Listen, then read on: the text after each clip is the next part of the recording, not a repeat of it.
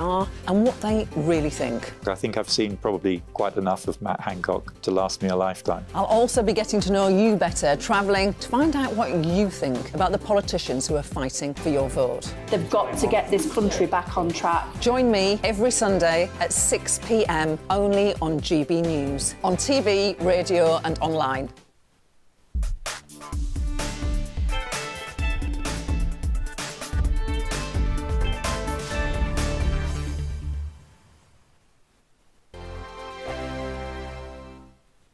Every morning from 6 o'clock, we'll wake you up with GB News Breakfast with all the stories you didn't know from the night before. So whether it's serious news, entertainment or your own news from all over our great nation, we're here to kick off your day with a smile. The national media should be reflecting and reporting what's happening here. You will notice the northwestern accents.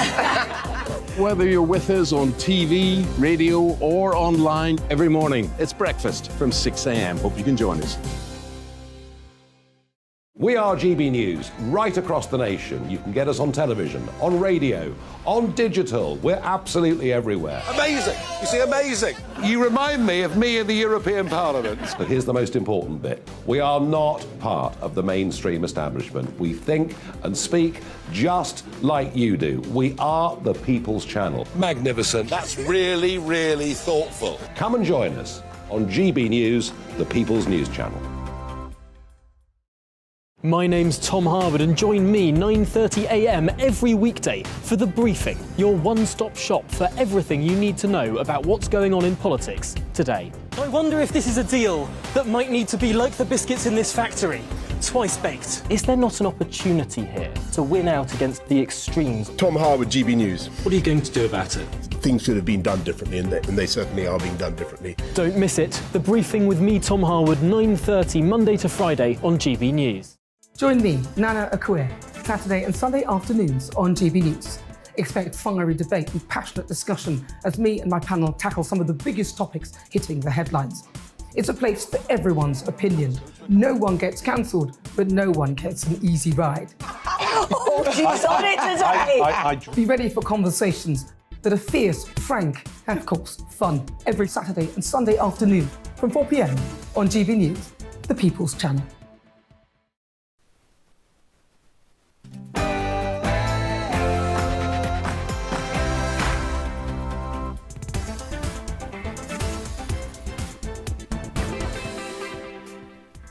Hello, good afternoon and welcome. This is GB News on TV, online and on digital radio. And for the next few hours, me and my panel, we take it on some of the big topics that are hitting the headlines right now. Now, this show is all about opinion. It's mine, it's theirs, of course, and it's yours. We'll be debating, discussing, and at times we will disagree, but no one will be cancelled. So joining me today is broadcaster and journalist Danny Kelly, also former editor of The Labelist, Peter Edwards. I'm Nana Akua. Before we get started, let's get your latest news headlines.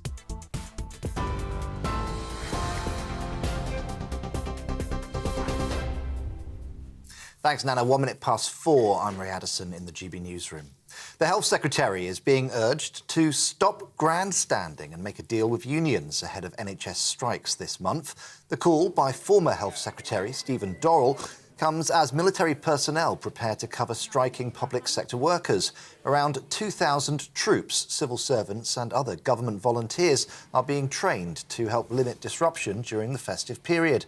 Mr Dorrell says demands for a 19% pay rise may not be possible, but the current offer isn't good enough.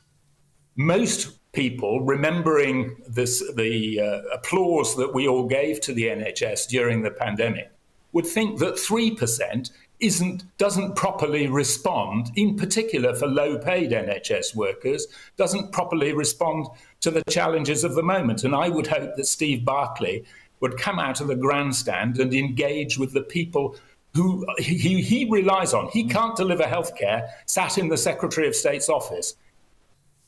The head of the police watchdog has been forced to resign over an historical allegation. It's now emerged that Michael Lockwood, who has been the Director General of the Independent Office for Police Conduct since 2018, is facing a criminal investigation. The Home Secretary, Suella Braverman, says she told him to quit or face immediate suspension after learning about the probe. When he announced his resignation on Friday, he said it was for personal and domestic reasons. Matt Hancock's account of how he managed care homes during the COVID pandemic has been described as a deluded version of events. In his new book, the former Health Secretary insists that the virus was mainly brought into facilities by infected staff. But the chair of the National Care Association says that bears no resemblance to the facts. She says in the early stages of the outbreak, COVID patients were discharged from hospitals and put into care homes without testing. Well, England will face Senegal tonight in their first match in the knockout stage of the World Cup. The Africa Cup of Nations holders were runners-up in Group A, but the Three Lions remain unbeaten and are favourites to get through to the quarter-finals. England fans in Qatar are optimistic. Feeling hopeful. I'm very hopeful. Score prediction? 3-1 England. Okay. How are you feeling about tonight, guys? Incredibly nervous. We know it's going to be a tough game. It's never easy at this stage. You know, the group stages are out the way. Anything can happen. Senegal have got a great team, and it's going to be a tough one. Prediction? 3-1 England. He's way too optimistic. I'm going to go 2-1, maybe after extra time, but then I'll be in tears, so let's not go that far. All right, great. And hopefully no penalties. And preparations are well underway for King Charles's coronation, which takes place in just 150 days. The St Edward's crown has now been removed from the Tower of London to be resized. Its relocation was kept secret until it was safely delivered. The ceremony on May the 6th is expected to be much smaller than the late Queen's coronation. Around 2,000 guests are expected instead of 8,000. Royal commentator Michael Cole told us the crown was first worn by King Charles II. Now, this crown is quite interesting. It's used only once in every reign. It weighs 5 pounds, and before her coronation, June the 2nd, 1953, and I do remember it, the Queen walked around the palace, obviously in her day clothes, getting used to it because it is quite a technique to keep it steady and straight. This is GB News, the People's Channel. We'll bring you more as it happens. Now let's get straight back to Nana.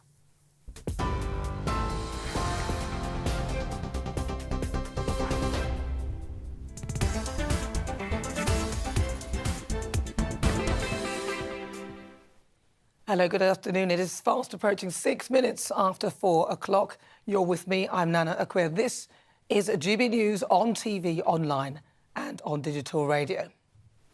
Now, no sooner has one narcissistic adventure finished, another chapter begins. We've had our swipes, Meghan telling us how amazing she is, and we've got Harry's Whinge Fest in January on the cards. But next week, this is coming our way. Why did you want to make this documentary? Well, for money, of course. That's why they do everything.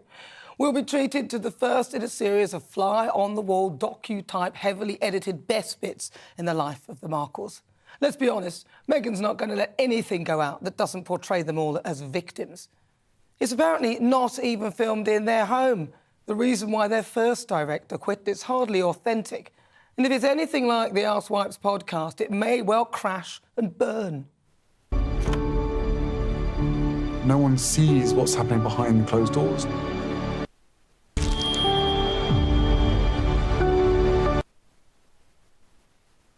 Well, that's pretty obvious.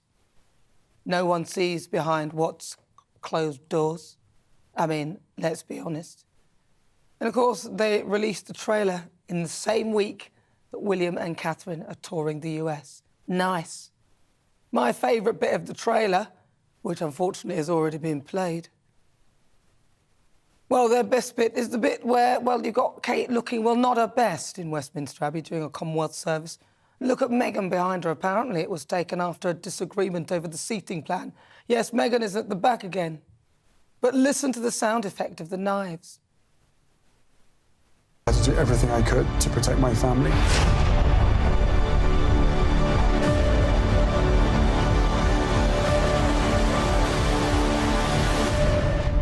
When the stakes... We'll try again with the knives. We'll come back to that. Honestly, these two will stop at nothing. It's relentless. In The Sun, it was reported that the palace said that it was very wearing. You're not wrong. I mean, the comments came as the Duke and Duchess were yesterday accused of breaching protocol by taking a private photographer into Buckingham Palace to take a picture that is actually included in the Netflix trailer, the gall of this bitter, envious pair. I suggest King Charles strips them of their titles, and as in my view, these two, with their meticulously planned strategy, are playing on the weaknesses of love that the rest of the family have towards them and the guilt that Charles feels for the loss of their mother, Diana. I'm afraid if Harry and Meghan are prepared to release a pre-recorded interview whilst Prince Philip is ill and dying, and they're not prepared to see the Queen, who is clearly very ill, then sadly they will stop at nothing. They talk about the high stakes. What stakes? They've got nothing left to lose. Dignity went out with the Oprah interview. Oh, I get it. The stakes that they're driving through the heart of the monarchy in the hope of destroying the institution. The only thing is, their very commercial existence relies on it to succeed.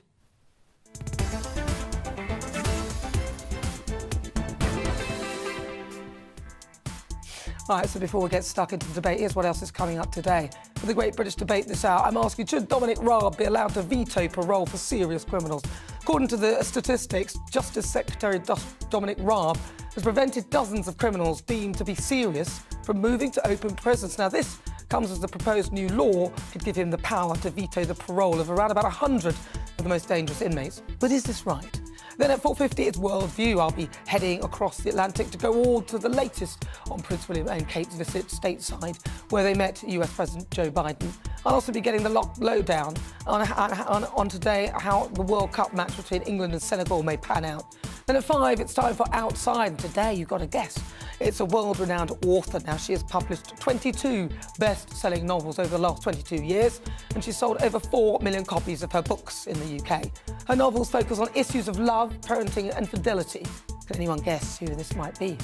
We'll reveal that later on. That's on the way in the next hour. Tell me what you think on everything we're discussing. Email gbviews@gbnews.uk or tweet me at gbnews.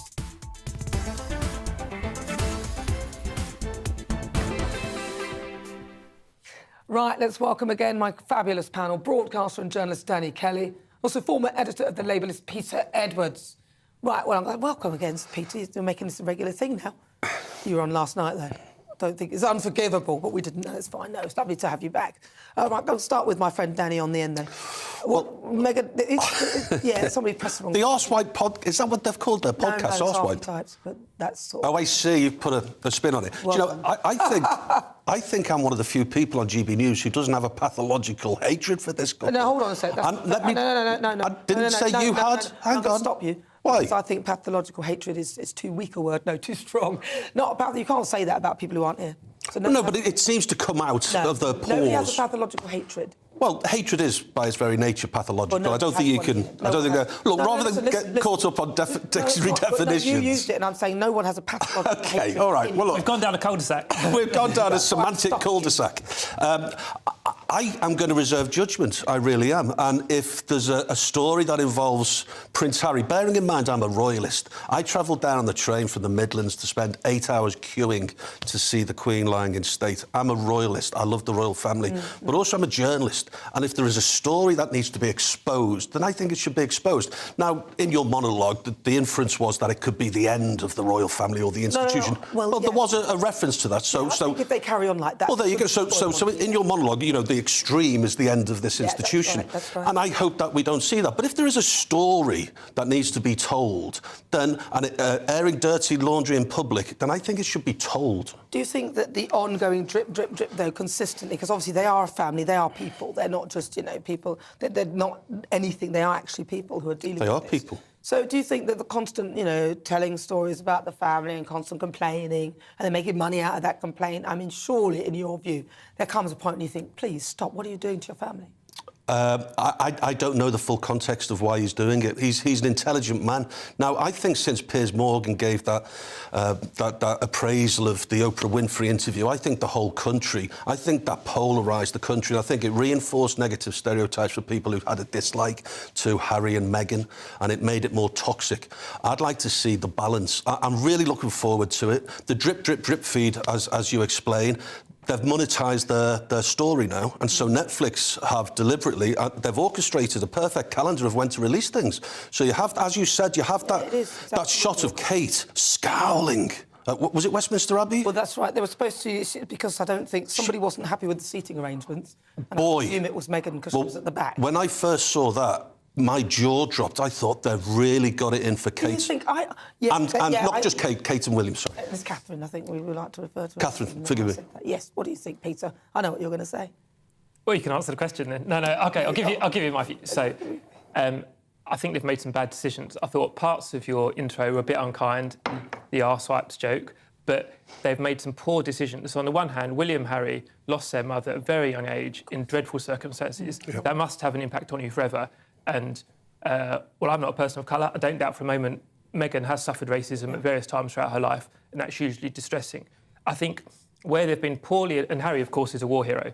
Where they've been poorly advised is two areas. It's where you ended up, which is giving a running commentary on things they don't like while Prince Philip was in his last years.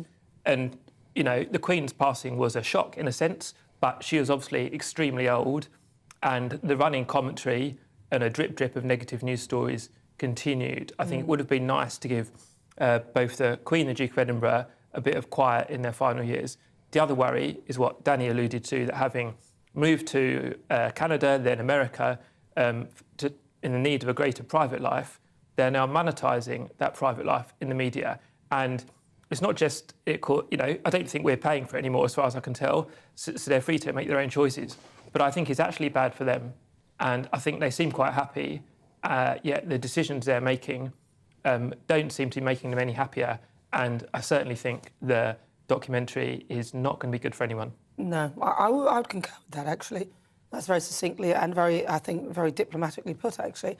I think that's what a lot of people are seeing. It's not that they don't like Meghan and Harry, it's just that why would you do that to your family? And also, Meghan's family herself, she doesn't really have any contact with her own father, who had a stroke. She's, by all counts, so far, we haven't heard that she's even contacted him. I mean, I just think, hang on a minute, that's your father. There are difficult relations within families, aren't there? Of course. You know, some people go to their dying day, their deathbed, without reconciliation, so we mustn't underestimate. Well, I don't think we can look at it through a prism of ourselves sitting here talking about her. There's obviously something that's happened fairly cataclysmic.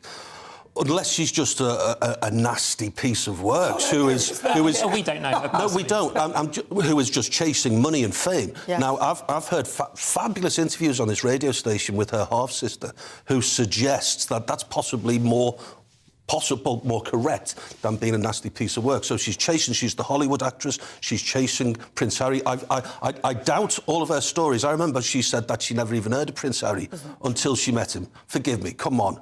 Come on, the most famous family in the world, and that Prince Harry, as you alluded to, I wouldn't say he was a hero, by the way. Anyone who serves, I think heroes are people who go on the front line and have bullets zip over their heads. He's faced more bullets than I have. Well, I don't think he has, because his How do you know how many bullets that Peter's faced? Oh, yeah, he comes from East London. No, East London.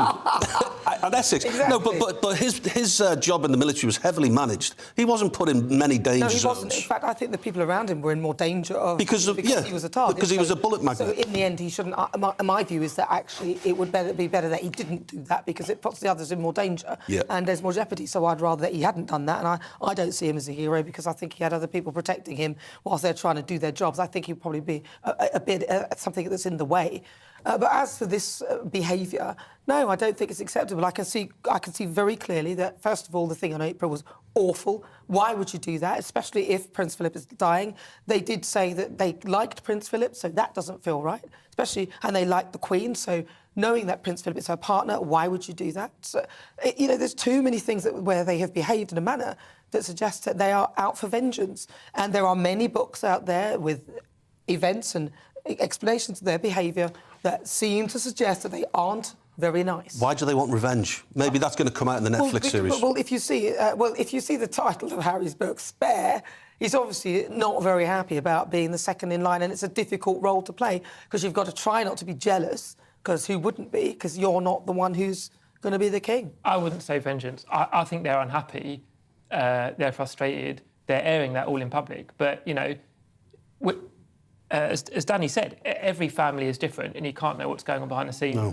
But generally, talking about really intimate or sad family issues publicly and then making a movie about it doesn't really help anyone. And I'm mystified. I wouldn't condemn them, but I'm mystified why they do it and why they carry on doing it. It's sort of like Jerry Springer, sort of Jeremy Kyle types. We're going to find out. You don't need to be doing that. They don't need to be doing that sort of thing. But you don't know until you hear their side of the story. We've heard so many sides, and half of them don't seem to be very true. As Meghan says at the end, why wouldn't you want to hear the truth from those involved? Because those involved keep making stuff up, frankly. There's too many inconsistencies in their truths, and sadly, unfortunately, you can't really trust any of it. Sadly. Yeah.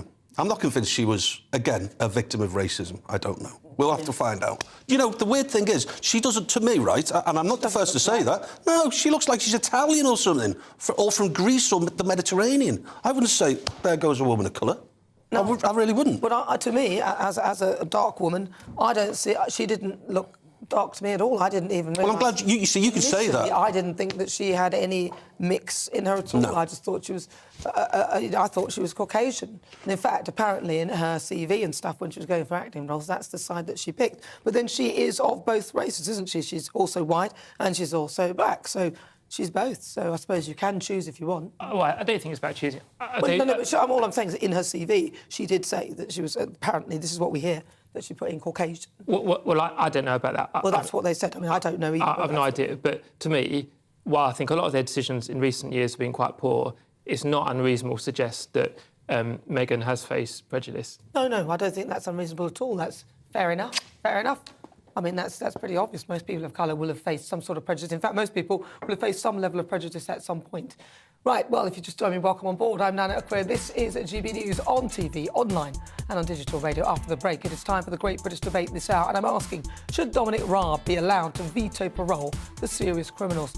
Now, according to the statistics, Justice Secretary Dominic Raab has stopped criminals deemed to be serious from moving to open prisons. Now, this comes as the proposed new law could give him the power to veto the parole of around 100 of the most dangerous inmates. But is this right? Join me, send me your thoughts. You can email gbviews@gbnews.uk or tweet me at GBNews. I've got a poll up right now asking that very question. Should Dominic Raab be allowed to veto parole for serious criminals? Cast your vote. We'll be back after this.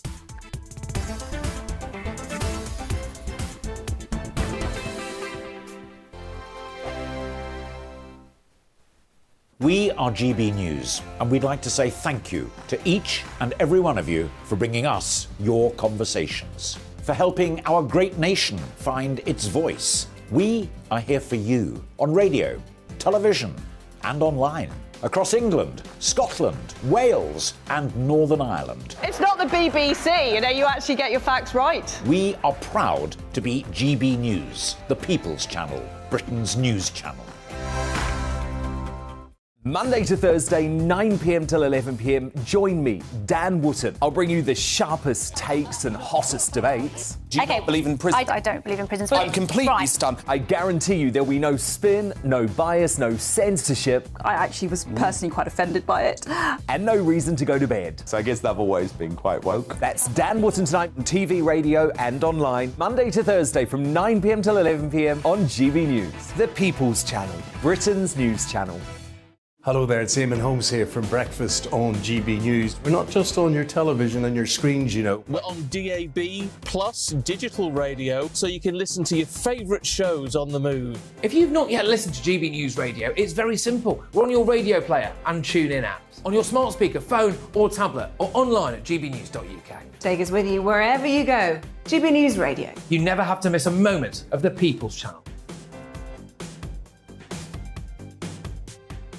Join me every Sunday at 6 p.m. for Gloria Meets. In exclusive interviews, I'll be finding out who our politicians really are and what they really think. It's something that you would never want anyone to suffer. I didn't know what channels there were. I didn't think I'd be believed. I must have weighed about 7 stone and I'm 5'8". My instincts was to sort of cover this up. I mean, clearly that was a mistake. Join me every Sunday at 6 p.m. on GB News, the People's Channel, Britain's news channel.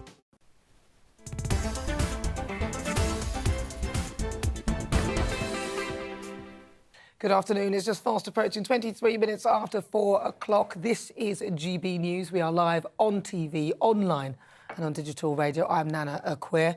And it is time for our Great British Debate this hour. I'm asking, should Dominic Raab be allowed to veto parole for serious criminals? Now, this all comes as the Telegraph have revealed that statistics show that the Justice Secretary has taken a tough approach to parole by blocking large numbers of criminals and serious offenders leaving secure jails to open prisons.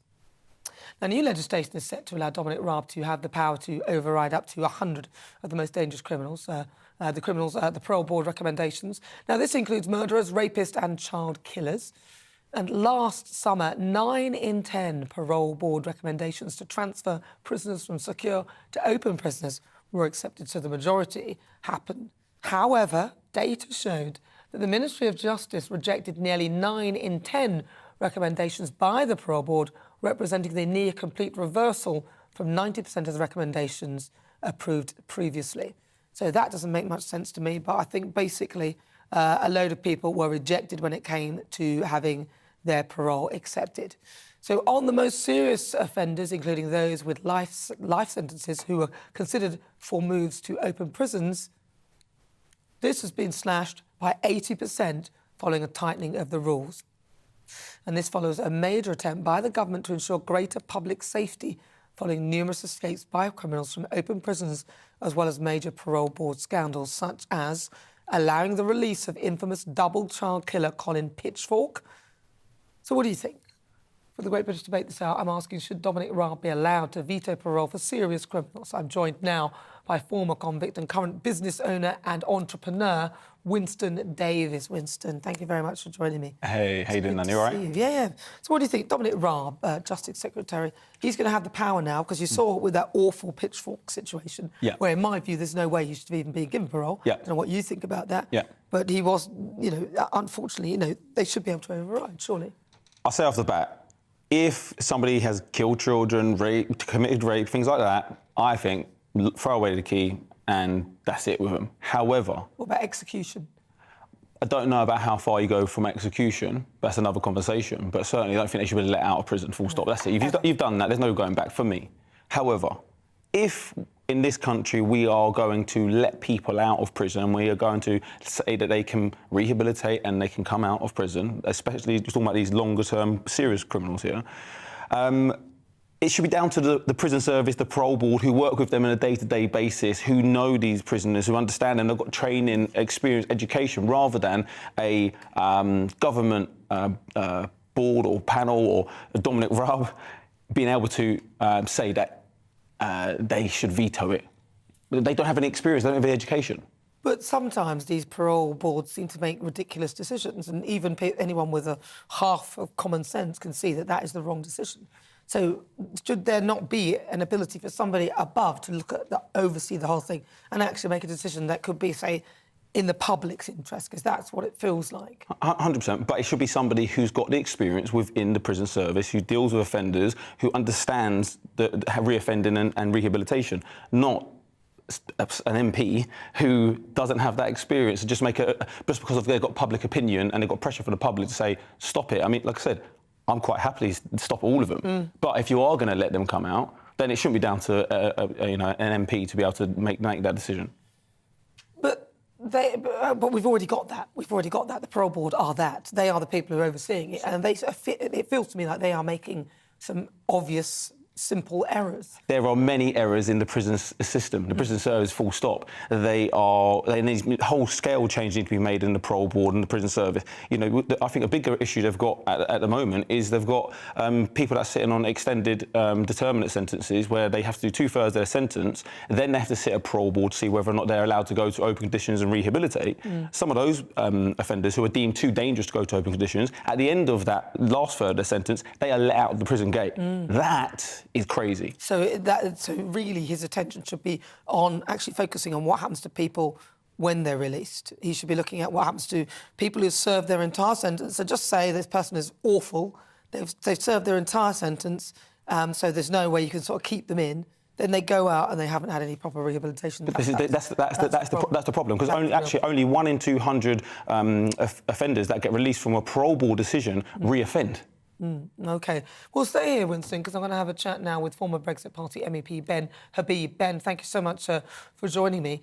Now, Ben, Labour's Shadow Justice Secretary Steve Reid said that the public will rightly be worried about the lack of detail about these reforms and the delays involved in sort of legislating for them, and victims have been failed by the government for the last 12 years. I mean, a lot of people saying that, and longer than that, actually, to have their voices heard. So what do you make of this suggestion that Dominic Raab, or somebody like him, say a Justice Secretary, would potentially be able to veto a decision made by a parole board? Well, the first thing to say is he would be exercising a veto. He hasn't got a power to actually make the decision to release, which is a positive decision, if you like. He's got a negative control on what the parole board does. And that's not unusual for secretaries of state. You have that in lots of different sectors where the Secretary of State has the power to actually intercede and prevent something from happening when a lower body has adjudicated in or decided in favour of it. And I'm actually delighted to see what Dominic Raab is doing, because what we've been lacking terribly in the criminal justice system is a sense that the criminal justice system is working, that serious criminals are brought to justice. I'm going to come back to that in a second.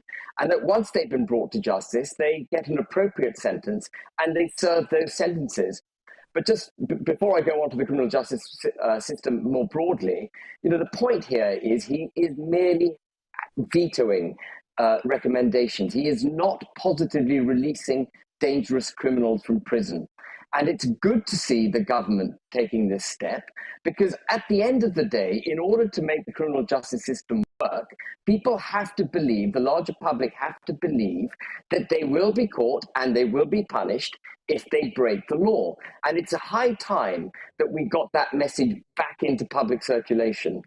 And, the best way to do it is, we can talk about the severity of punishment, but the best way to ensure crime drops is that people know that if they commit crimes, they will face justice. And at the moment, that's where we really fail as a country. I'm slightly digressing, but it's hugely important. Of serious crimes, only 7% result in an arrest. And only less than half of those result in charges being brought. And then about 80% of the remainder get convicted. So about 2 to 3% at most of serious crimes ever result in a conviction. And that has to change. We're beginning to see a breakdown.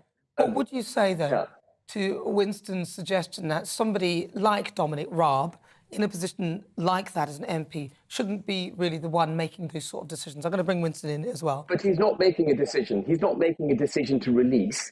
He's making a decision to veto. Yeah. And that's very different. And I think it's absolutely right that Secretaries of State have that right.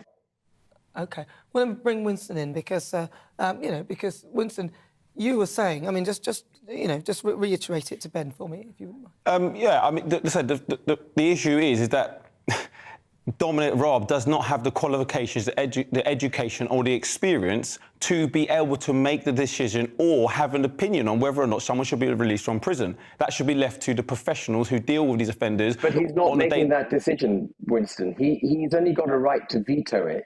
And he is the Secretary of State. But based on what, Ben? What advisors? Yeah, but what qualifies him, Ben, to be able to do that? This is my point. It's a veto.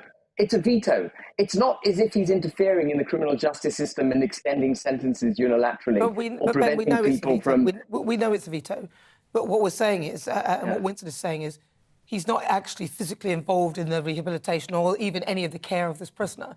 So whether he's stopping or getting involved or whatever, whether he's vetoing, why should he be the one that should be doing that?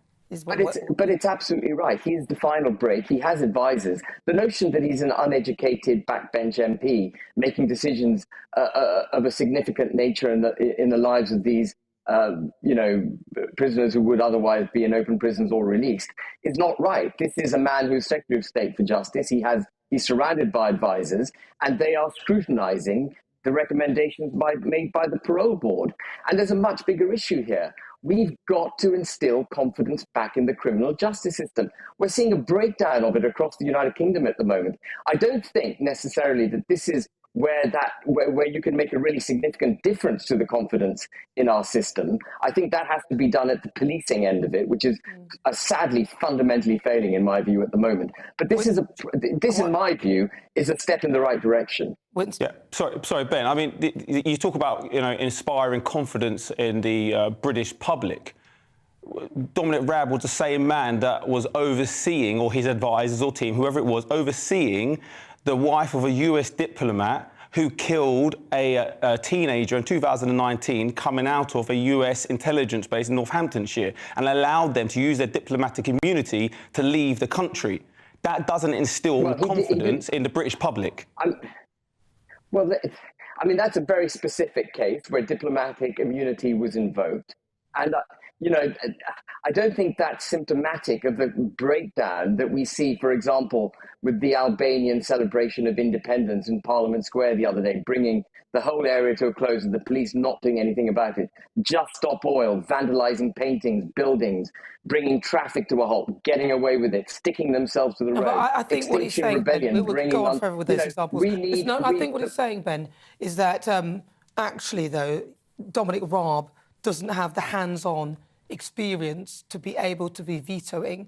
And as with the case of this young boy who was killed, again, when it was down to the Justice Secretary, nothing was done. I mean, somebody was allowed to evade justice, is what he's saying.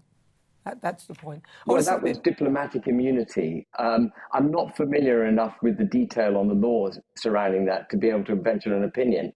But I see nothing wrong with the Secretary of State, in whatever their discipline is, having a right to veto. You have it across lots of different departments. Okay, in planning, for example, a Secretary of State can call in a planning decision and just stop it. We're running out of time, Ben. We've got to go to the news. But thank you so much. Thank you so much for your thoughts. That's Ben Habib there. Thank you very much, Ben. He's the former Brexit Party MEP and also business owner and entrepreneur, Winston Davis. Thank you so much, both. Thank you.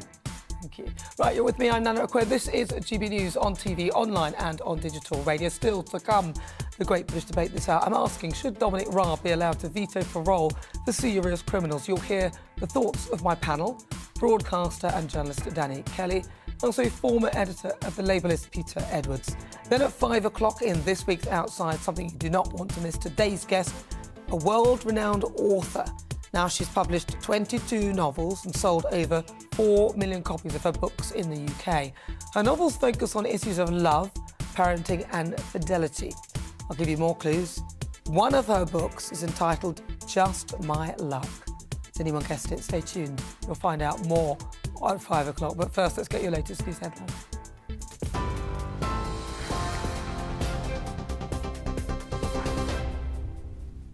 It's 4:35. I'm Ray Addison in the GB newsroom. The Health Secretary is being urged to stop grandstanding and to make a deal with unions ahead of NHS strikes this month. The call by former Health Secretary Stephen Dorrell comes as military personnel prepare to cover striking public sector workers. Around 2,000 troops, civil servants and other government volunteers are being trained to help limit disruption during the festive period. Mr Dorrell says demands for a 19% pay rise may not be possible, but the current offer is not good enough. Most people, remembering the applause that we all gave to the NHS during the pandemic, would think that 3% doesn't properly respond, in particular for low-paid NHS workers, doesn't properly respond to the challenges of the moment. And I would hope that Steve Barclay would come out of the grandstand and engage with the people who he relies on. He can't deliver healthcare sat in the Secretary of State's office. The head of the police watchdog has been forced to resign over an historical allegation. It's now emerged that Michael Lockwood, who has been the Director General of the Independent Office for Police Conduct since 2018, is facing a criminal investigation. The Home Secretary, Suella Braverman, says she told him to quit or face immediate suspension after learning about the probe. England will face Senegal tonight in their first match in the knockout stage of the World Cup. The Africa Cup of Nations holders were runners-up in Group A, but the Three Lions remain unbeaten and are favourites to get through to the quarter-final. TV, online and on DAB+ radio. This is the People's Channel, GB News. Back in just a moment to Nana.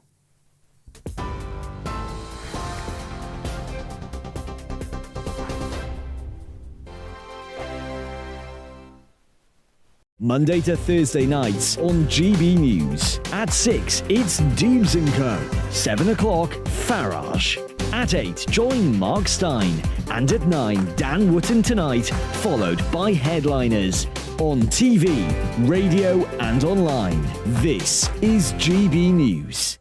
We are GB News, the People's Channel. Why not take us home with you by visiting the GB News shop at gbnews.store. You'll find all the official merchandise, a really good present actually for yourself, your friends or your family. We ship across the UK mainland at no extra cost. GB News, the People's Channel. Here on GB News Live, we'll be keeping you in the picture, finding out what's happening across the country and finding out why it matters to you. We'll have the facts fast with our team of reporters and specialist correspondents. Wherever it's happening, we'll be there from 12 noon on TV, radio and online. GB News, the People's Channel, Britain's news channel. Monday to Thursday on GB News, it's Bev Turner Today from 10 a.m. We're going to be here for you, our GB News family, to keep you up to date, but also make you smile. There's a guy who went from puberty to adultery. And I can't wait to bring a few of my own opinions. I have no time for cultural totalitarianism. We'll engage in passionate, but always polite debate, with your thoughts and opinions at the centre of it all. Only on GB News, the People's Channel, Britain's news channel. Hi there, it's Stephen and Anne. At breakfast from 6 a.m, you'll always be caught up with everything you need to know, the latest headlines, opinions and debates. We'll bring you the good news and the bad, but most of all, we're here for you. Remember, send in your views and let us know what you would like us to talk about. That's because we're your news channel. And every morning at 6 a.m, it's breakfast on GB News.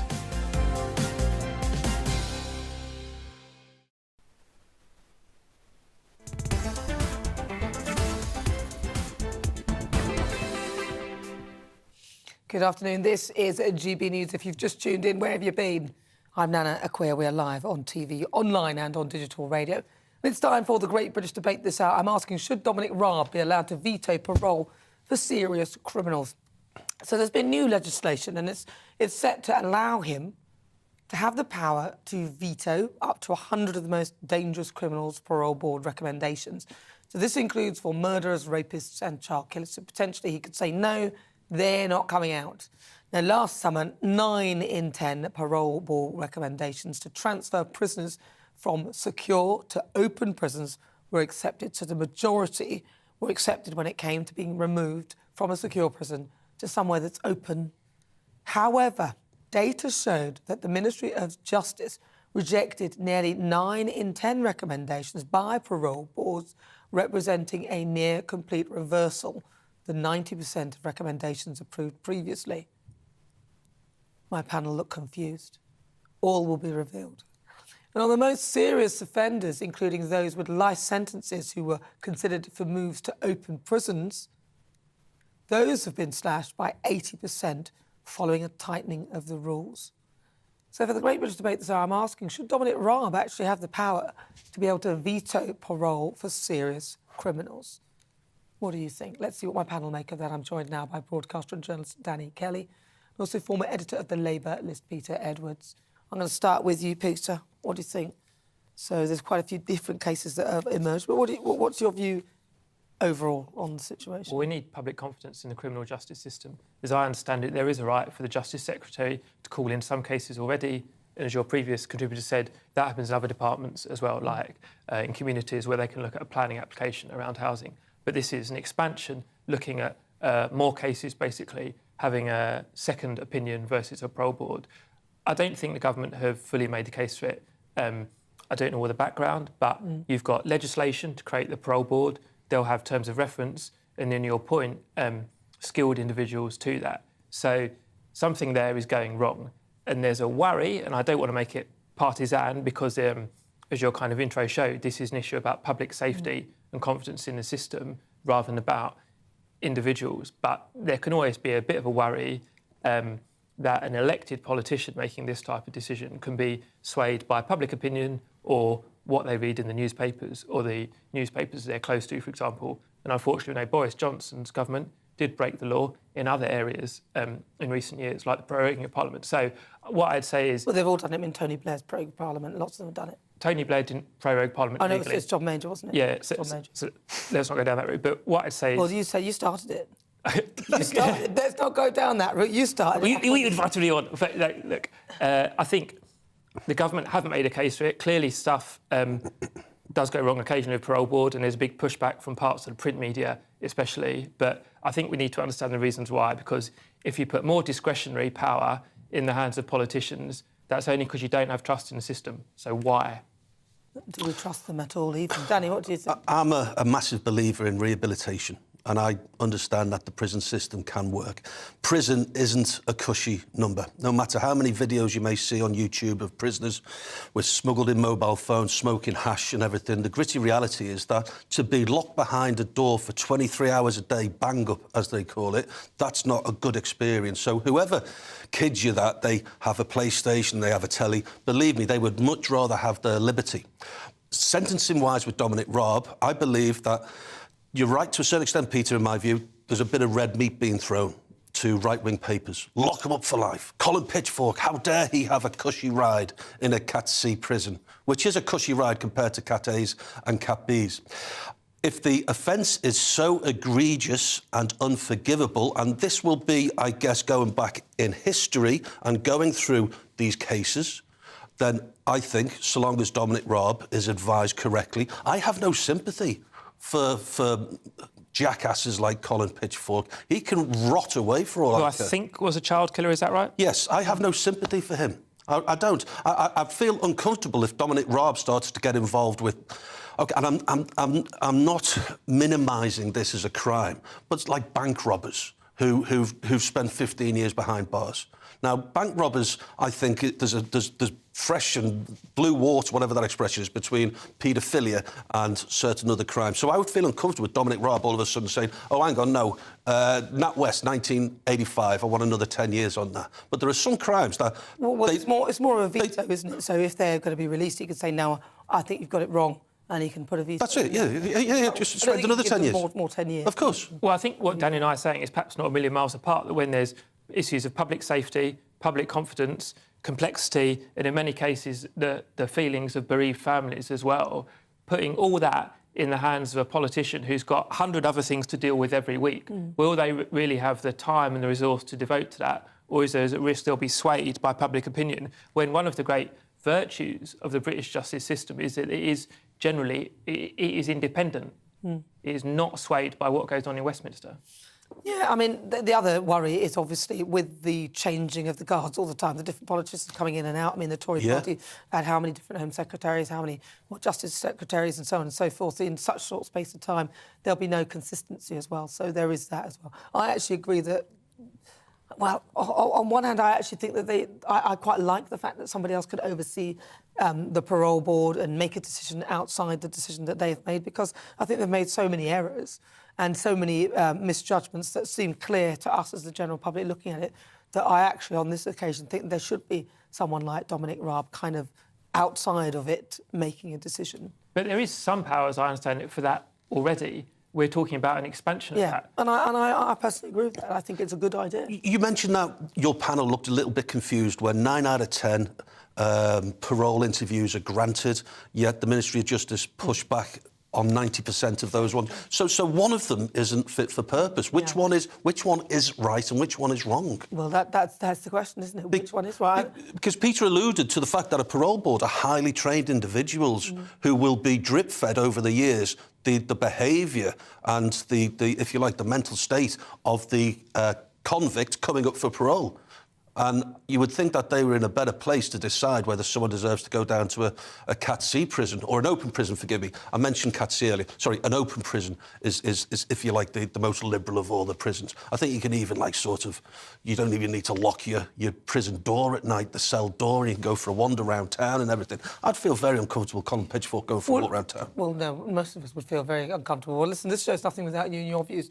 Let's welcome our great British voice on, your opportunity to be on the show and tell us what you really think about the topics we're discussing. Right, where should we head to? Should we go to Bolton? Northwest. Yeah, let's go to Bolton. Let's Greater Manchester. With GB voice Jess Gill. Jess, good to talk to you. Thank you so much for joining us. So what do you think, Dominic Raab? Should he have that sort of power? Should it be extended so that he can veto more of those decisions made by parole boards?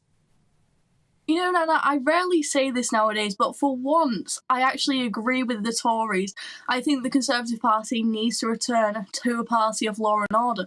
And I think this is a way so criminals get justice, that the victims of their crimes get justice, and there's checks and balances within the system. I think more checks and balances can only be a good thing. And I think whether that's Dominic Raab having a saying over that, I think that's a good thing, because I don't want the public feeling unsafe, and I think too, like, the public's confidence isn't there with crime at the moment. No, I think you're absolutely spot on with that, Jess. Thank you very much for joining me. That's Jess Gill. She's there in Bolton. She's our great British voice. Let's see what you've been saying then. So Freya says, yes, we have really bad justice systems in this country, and as it is, the punishment usually never fits the crime. It is, isn't it? Why do they get to do, what, 2/3 of the sentence or something? Yeah, that's automatically. I mean, who thought of that? That's like, oh, let's just put the dipstick in there. You know? But that's if they behave behind bars. But why? What's the point of saying, look, you've got 15 years, then saying, do you know what? Well, really, you're only going to do 10. The inducement should be, if you behave, you don't get any longer than 15 years. That should be the inducement for behaviour. But then you're going to clog up the prison system. Well, then you need more prisons. That's it, really. Or execution to get rid of some of them. Right. You're kidding. You don't believe that, do you? I do. In execution? I do. Of course I do. I believe in the death penalty. Yes, I do. Gosh, I don't. Why? What's wrong with that? Because we're not God. It's not our role to kill other people. Nothing to do with. Well, that's not their role to kill somebody else either. It's not that we're God. It's just that if it were in the animal kingdom and they'd killed in that manner, the animals would probably kill that animal. So, in my view, somebody behaves like an animal, then and they've gone beyond any level of rehabilitation, then I don't want to pay for them. I don't think the court's role is to behave as an animal. Well, it's not about. What do you mean? It's punishment. It's more to punish people for crimes that they've committed. And if they are beyond rehabilitation, what is the point? But if you kill them, you're not going to allow them rehabilitation. Well, no, if they failed, so if they are beyond rehabilitation, which is what I've just said. Yeah, but how do you know they're beyond rehabilitation unless they because I've get given them the time rehabilitated? to rehabilitate, and they haven't. And in my view, I'll take a judgment and I'll have people on a jury making a decision on that, like any other political system. But rehabilitation's got nothing to do with your position. What it can't have. About? Because rehabilitation takes place in prison. What you're saying is that you're going to top them before they get to prison. Well, if they are deemed by jury that they are beyond rehabilitation, then yes, I think that I would have execution. I absolutely agree with it. Lots of countries do it, and I don't think there's anything wrong with it. Well, the judicial system, let's see what Ben says. Ben says the judicial system should be strong enough to not need the interference of politicians who only have their own political grace in mind with every decision that they make. And Janet says if the Secretary of State can't do that, then what's the point of having them? A cabinet minister needs that power to overrule civil servants. I'm with you on that, absolutely. But if you've just joined me, I'm Nana Akua. This is GB News. We're live on TV, online and on digital radio. Still to come after the break, World View. I'm going across the pond to all the latest on Prince William and Catherine's visit stateside, where they met the US President Joe Biden. All of that is on the way after this.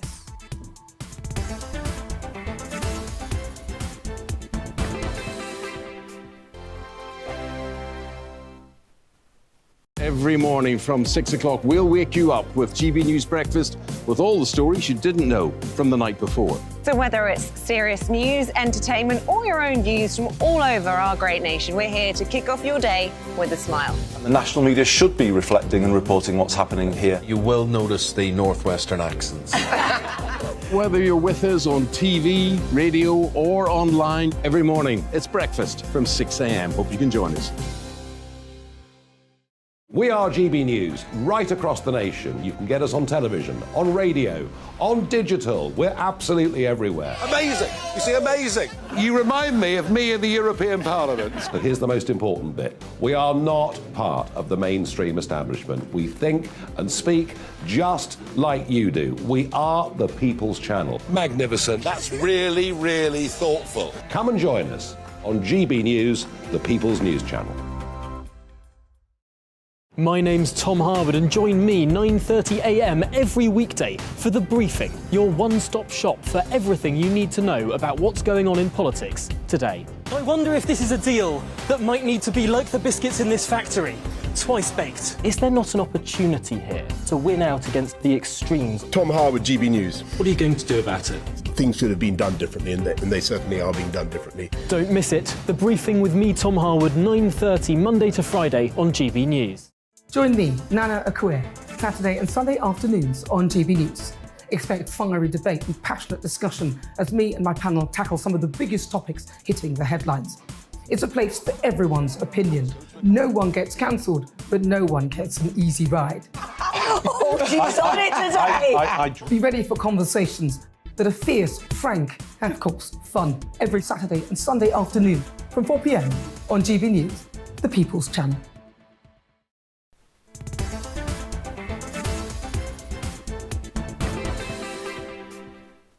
Good afternoon, I'm Nana Akua. This is GB News. We're live, and now it is time for World View. Don't forget, of course, you can download the GB News app. You can catch up with everything that we have on the channel.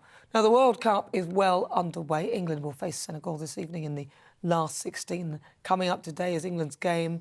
We've got political correspondent Danny Armstrong. He's joining me now. Danny, so the England game, are you looking forward to it?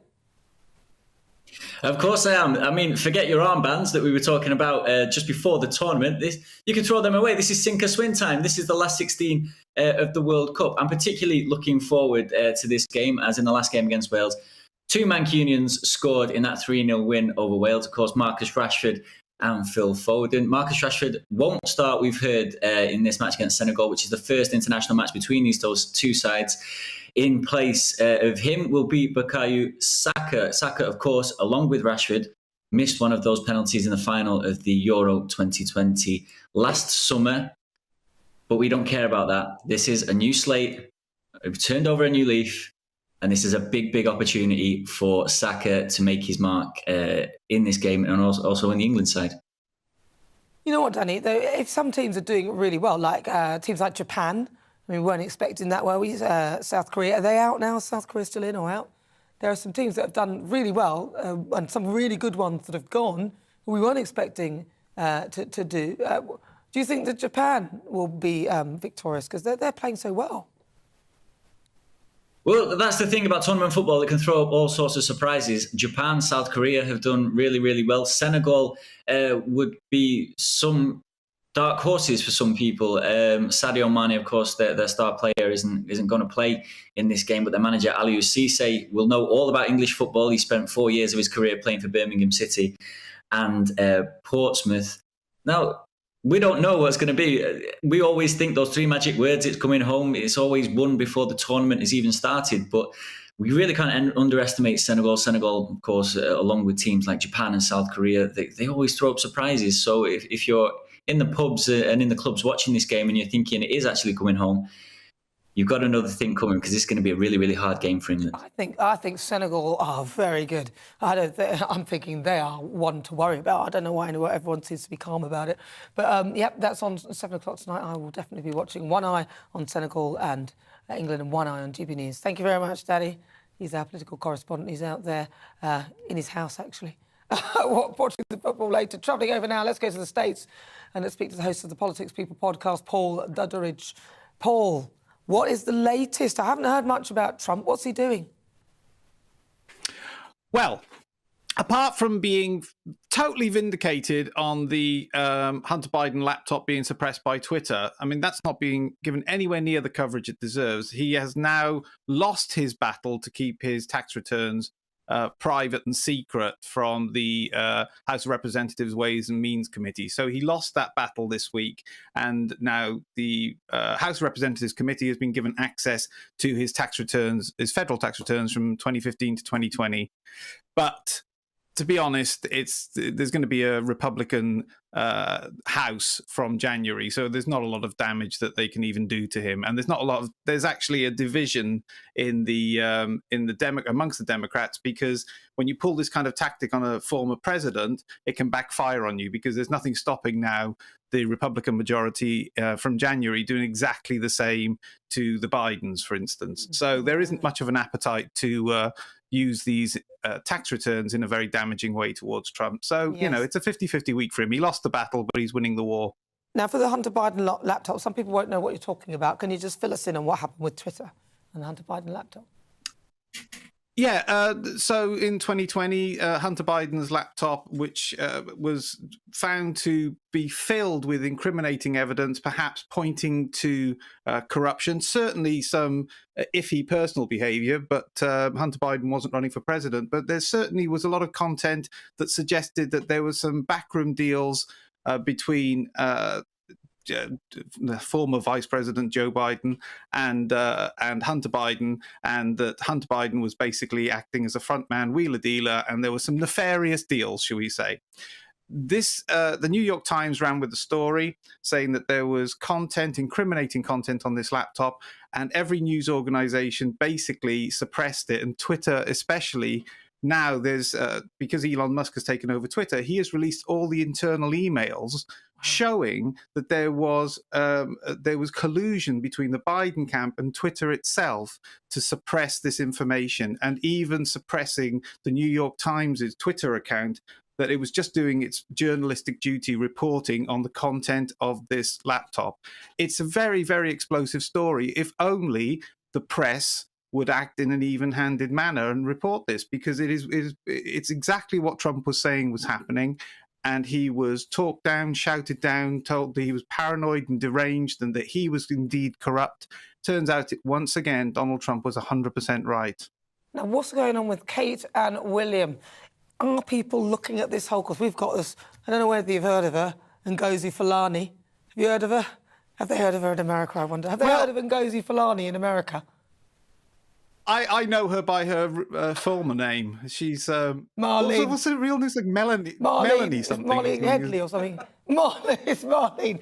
Are they talking about it there? Because obviously there's this whole race row in this country. It's blown out of all proportion, in my view. Ridiculous, because she just wouldn't answer a simple question about where she was from, which is one of the most, basic questions anyone could ever ask you to show interest in you. But in this country, apparently, it's overshadowing Kate and William's trip, and Meghan Markle and Harry are at the forefront. What is the view there? On that particular story, it's never really going to sink in with Americans, because all Americans talk about is where they're from. They're all born in America, but they're all Irish, apparently, or they're all, everybody, African-American. So the idea that there's sensitivity about being asked where you're from, it's like people actually wear that with pride here. So I don't think that that's really landing.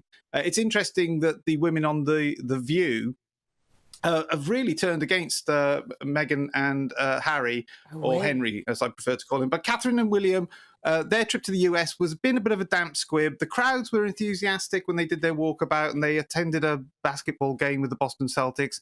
And there was some booing and, shouts of USA. And William met with former Vice President Joe Biden for 30 minutes. There's no word yet as to who Biden thought he was meeting. So it'll be a nice surprise for him when he finds out. But the thing is, the word from the Sussex camp, it's like, they've dropped this Netflix trailer for their 6-part series.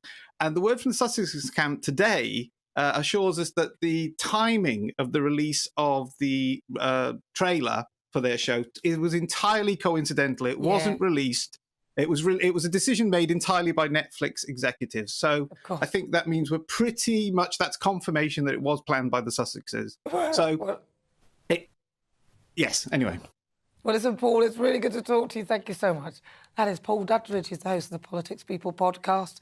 He's there out in the States. This is GB News. GB News. More to come in the next hour.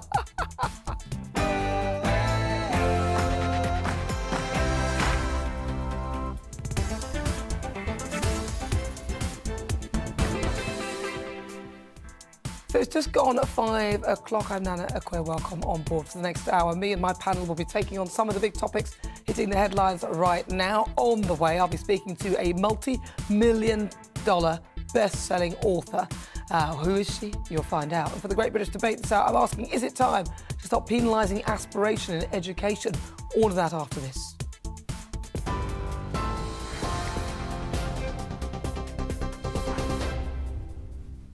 Good afternoon. 1 minute past 5. I'm Ray Addison in the GB newsroom. The Health Secretary is being urged to stop grandstanding and make a deal with unions ahead of NHS strikes this month. The call by former Health Secretary Stephen Dorrell comes as military personnel prepare to cover striking public sector workers. Around 2,000 troops, civil servants and other government volunteers are being trained to help limit disruption during the festive period. Mr Dorrell says demands for a 19% pay rise may not be possible, but the current offer is not good enough. Most people, remembering the applause that we all gave to the NHS during the pandemic, would think that 3% doesn't properly respond, in particular for low-paid NHS workers, doesn't properly respond to the challenges of the moment. And I would hope that Steve Barclay would come out of the grandstand and engage with the people who he relies on. He can't deliver healthcare sat in the Secretary of State's office. The head of the police watchdog has been forced to resign over an historical allegation. It's now emerged that Michael Lockwood, who has been the Director General of the Independent Office for Police Conduct since 2018, is facing a criminal investigation. The Home Secretary, Suella Braverman, says she told him to quit or face immediate suspension after learning about the probe. When he announced his resignation on Friday, he said it was for personal and domestic reasons. Matt Hancock's account of how he managed care homes during the COVID pandemic has been described as a deluded version of events. In his new book, the former Health Secretary insists that the virus was mainly brought into facilities by infected staff. However, the chair of the National Care Association says that bears no resemblance to the facts. She says in the early stages of the outbreak, COVID patients were discharged from hospitals and put into care homes without testing. England will face Senegal tonight in their first match of the knockout stage of the World Cup. The Africa Cup of Nations holders were runners-up in Group A, but the Three Lions remain unbeaten and a favourite to get through to the quarter-finals. England fans in Qatar are optimistic. I think it's going to be exciting. I think they're going to press high. Should be quite good. I reckon it's going to be 2-1. That's what my score prediction will be. No, I know they're the champions of Africa, but I watched them in the AFCON and in the group, and I don't think they're all there. I think we'll be fine. He might go to penalties, but he thinks 4-0. 4-0. I think he'll go penalties. Kane hat-trick. Yeah. What, she'll score tonight? Everyone's slating him off. He's going to get a goal tonight. And preparations are well underway for King Charles's coronation, which takes place in just 150 days. The St Edward's crown has now been removed from the Tower of London to be resized. Its relocation was kept secret until it was safely delivered. The ceremony on May the 6th is expected to be much smaller than the late Queen's coronation. Around 2,000 guests are expected instead of 8,000. Royal commentator Michael Cole told GB News the crown was first worn by King Charles II. Now, this crown is quite interesting. It's used only once in every reign. It weighs 5 pounds, and before her coronation, June the 2nd, 1953, and I do remember it, the Queen walked around the palace, obviously in her day clothes, getting used to it because it is quite a technique to keep it steady and straight. You're watching GB News. We'll bring you more news as it happens. Now let's get back to Nana.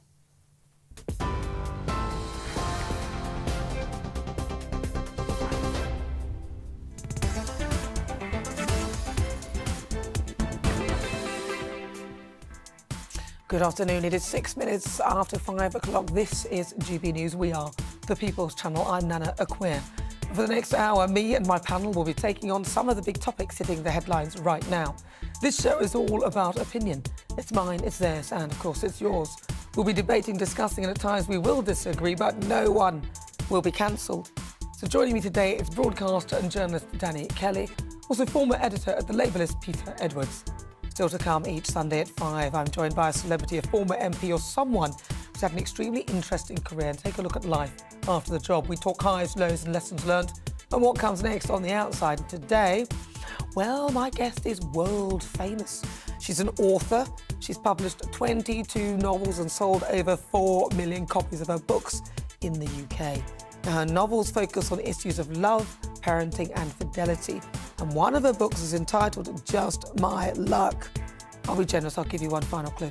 She was awarded an MBE for her services to literature, and she'll be live in the studio in a moment's time. Who is she? Who do you think? Quick, send me a message.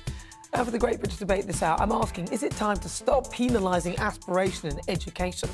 Now, the government have announced it has no plans to open new grammar schools, despite a large number of backbench Tory MPs who have said that they want to overturn the ban on them and put them back in place. That as the Labour leader Sir Keir Starmer proposed to place VAT on tuition fees, with critics claiming only the super rich would have access to private schools. So is it time to stop penalising aspiration in education? Send me your thoughts. Email me gbviews@gbnews.uk or tweet me at gbnews.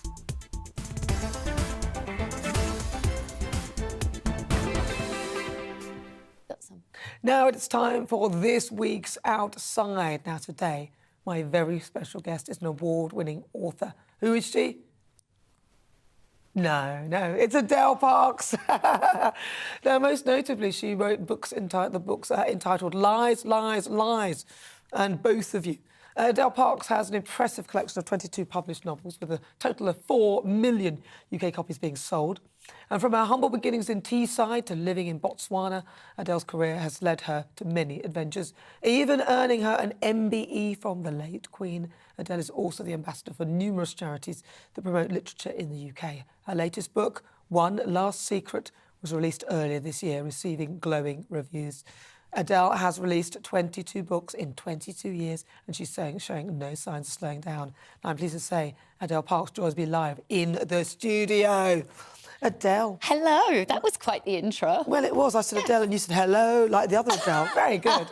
That's all I can do. I can't sing. I love the red. I love the red. Thank you. So, Adele, talk to me then about what it was that inspired you to start writing books. Were you always good at English? Were you a natural writer? A librarian actually suggested it to me. So I loved going to the library. I'm a younger of 2 sisters. So, you know, the lot of a younger child is always waiting around for the older one.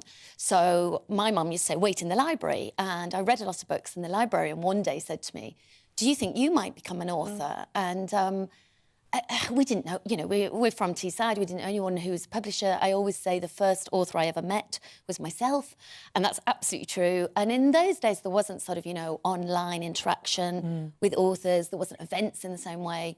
So it seemed quite fantastical, but to my parents' credit, nobody said, that's ridiculous. They all sort of said, oh, that's lovely, dear. I don't think they really thought it would happen, but I don't think they thought it was impossible. I loved English, I read lots of books.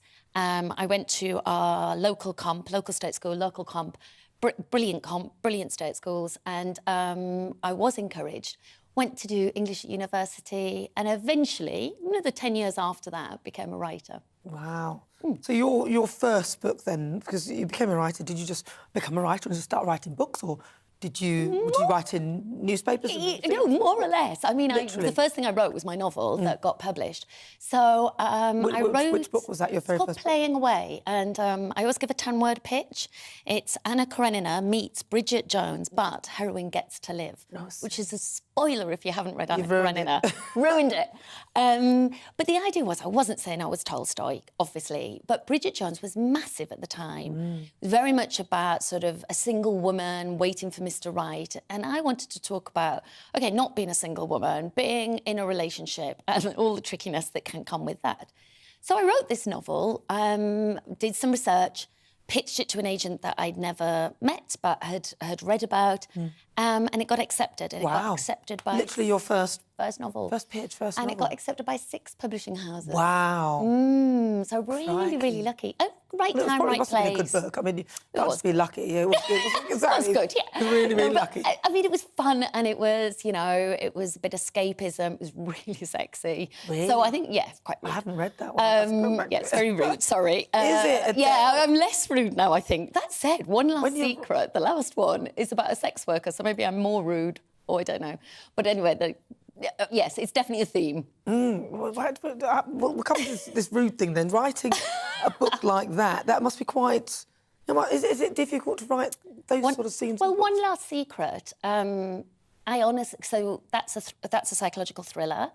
And 22 books in 22 years, the biggest thrill for me when I'm writing is learning about something new. So researching, a profession, and it might be police, or it could be an illness or something. But you research something new. And this time, I wanted the book to be narrated by a sex worker.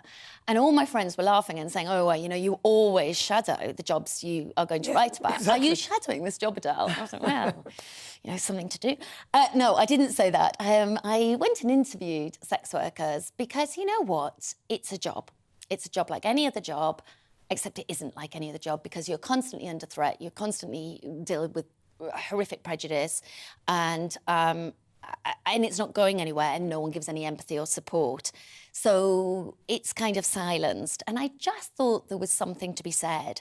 And when I met 3 women to discuss the plots, and I wanted to talk to them about how they stay safe, how they stay sane, what's the process, so that the book could be realistic, even though obviously it's a thriller and it's got twists and turns that, you know, these women haven't encountered.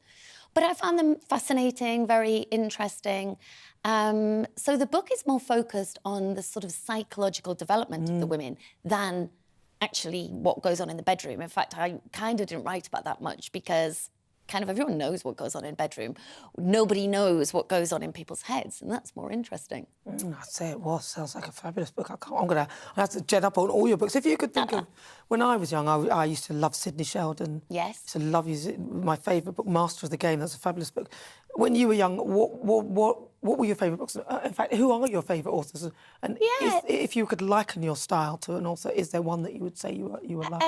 So because now I write psychological thrillers, I sort of would say, so I've done lots of genres. I've done historical, family dramas, all sorts of things. So my style definitely changes, although I think sort of the honesty of the characters doesn't.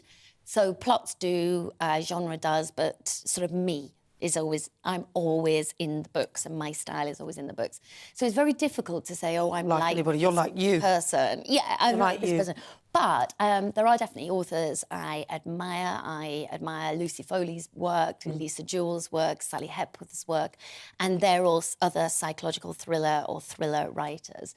In the past, when I was a young girl, I remember reading things like Jilly Cooper. I loved Jilly Cooper. Jilly Cooper. She was so entertaining. Good, so good. So much fun. So good. And I have had the great joy of meeting her several times. So I read for entertainment. I write to entertain. You mentioned all the charities I work with. The writing is, you know, obviously it's educational, but it also increases our empathy, and it gives us understanding of the world. And so, you know, entertainment, empathy, education, it's got it all going on. You've got all these, like, words, the E words. You've been doing this, so you've got one book every year so far. Has that been your aim? Was that the plan? Or did it just come out that way? It just comes out that way. Very early on, one of my first editors said to me, oh, you need to become that person people look for on their summer holidays and they always take it away. And I thought, oh, OK. Because I mentioned I didn't really have a clue. So even that tiny bit of advice, I just took it and ran with it. My son's 22 as well. So I've had like one a book a year. So I sometimes think, how many books have I written? Oh, how old is my kid? And then that's how I work it out. But all of them, I mean, I've been really lucky. They've all been top 10 bestsellers, and because of that, there's no reason to be put off. I keep going. I love it. I enjoy it. What else would I do? I wouldn't get up. I like being busy. That's great, and you're obviously very, very good at it because you've got an MBE. Yes, that's right, for services to literature in the New Year's Honours List 2022. Yeah, very good. So when do you get that? What happens? Well, obviously, you didn't meet the Queen? No, very sadly, but very happily, I did meet King Charles III, and it was in his very first investiture, which was just 2 weeks ago. But I was in the Queen's New Year's Honours List. I nearly missed it because they send an email, which, can I say, you expect like a really smart letter with a seal or perhaps a carrier pigeon, something of note. No, they sent me an email, and I honestly thought it was spam because I thought, who would be nominating me for an MBE? No. So I deleted it twice. And then eventually my agent rang and said, you've got to respond one way or the other, even if you're not taking it. And I said, oh, taking what? And then he said, the MBE. I was like, I'll have that. Wow. Thank you very much. So a real delight, a colossal honour, totally unexpected. And yes, I was at Windsor Palace just 2 weeks ago, and it was amazing. Wow. And King Charles, he seems lovely. He is lovely. He seems really nice. He's really nice, very, very interested, sort of slightly overrun because he gave everybody the attention and kindness and conversation. Laughed a lot, very humorous. Also incredibly interested. He kind of interviewed me. He asked about process. He asked about where I get my ideas from. He asked the things that people want to know from authors. I didn't feel rushed. I felt he wanted me there. It was great. Did they give you lunch? What did they do there? They don't give you lunch. Just hang about for a bit, you chat, and then you go through the palace, through very beautiful rooms. Much to my amusement, because I was with my mum and my dad and my son. There's 3 tickets allowed, and my husband, bless his heart, said you can't choose between your parents. You have to take them both. And my son was desperate to go, so it was the three of them. And I was sort of making jokes and saying, oh, look, that picture, I've got that on a jigsaw, or I've got that on a tea towel. But I mean, the art was amazing. So whilst you're waiting, it's very interesting. And obviously you're waiting with other people who've got MBEs, all of whom are fascinating. So there's a lot of people to chat to. Then you have the ceremony, which is sort of individuals, family watchers, quite close. It was watched from close on. And then you go off and have your photo. And then we went as a family for lunch. That's lovely. With my husband. We invited him to that bit. No, it's just as well. Well, congratulations to that. Thank you. And well deserved with all the books. So your latest book then, it's out now already? Yes, it's out now as hardback, but on Thursday it comes out as paperback, just in time for Christmas. Nice little stocking filler. Perfect. I think I'll have to get that. So that's one last secret. That's wonderful. Well, listen, Dal, it's really good to talk to you. And you touched on some charity work that you do. Tell us briefly about that. National Literacy National Literacy Trust and the Reading Agencies are the two I'm ambassadors of.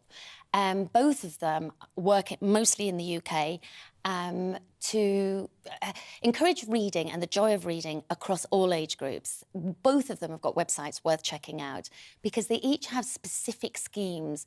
So here's some examples.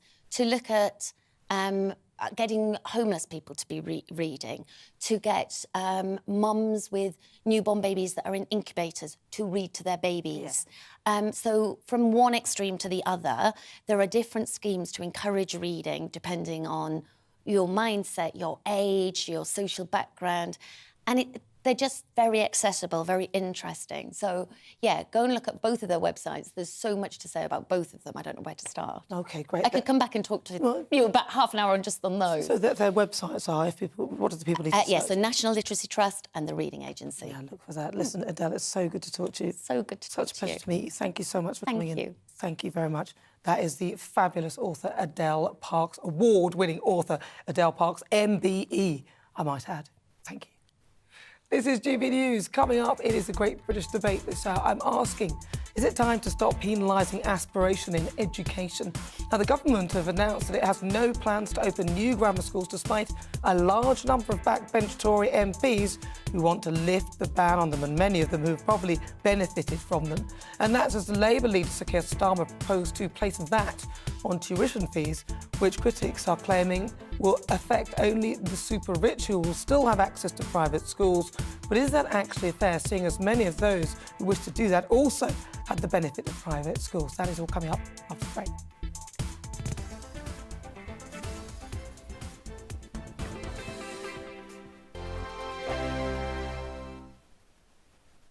I'm Mark Dolan. Join me at 11 on GB News for Headliners, in which I'll be joined by two of the UK's top comedians discussing tomorrow's papers. If it's an important story, we'll cover it, but we'll have some fun along the way. Headliners, the late-night paper review that won't send you to sleep like the others will. 7 nights a week at 11 p.m. on GB News.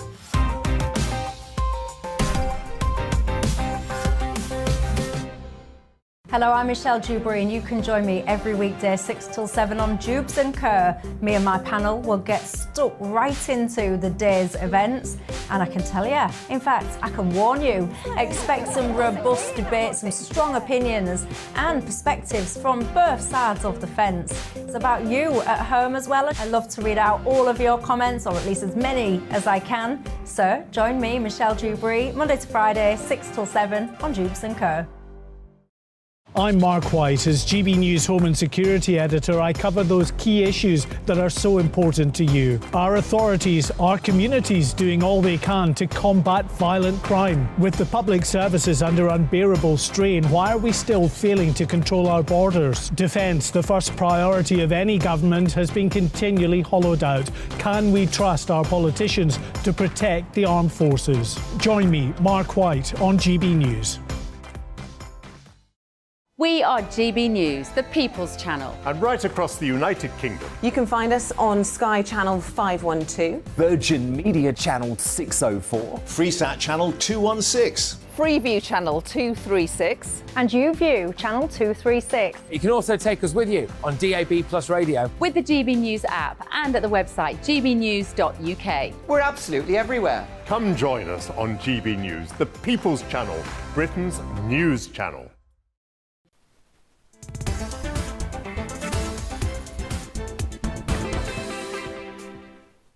This is GB News. It's 22 minutes after 5 o'clock. If you've just joined me, welcome on board. We are the People's Channel. I'm Nana Akua.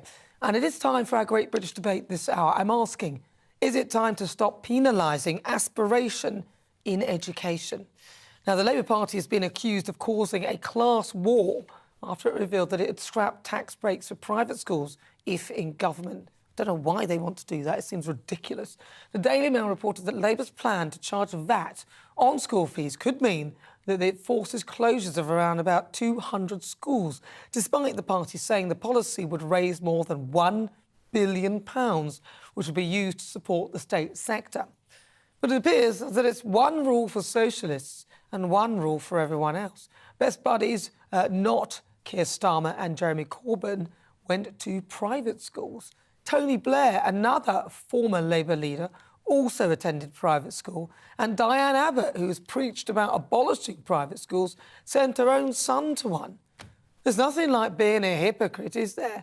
On the other hand, the Tory backbenchers are trying to pressurise the front bench into reversing the ban on grammar schools.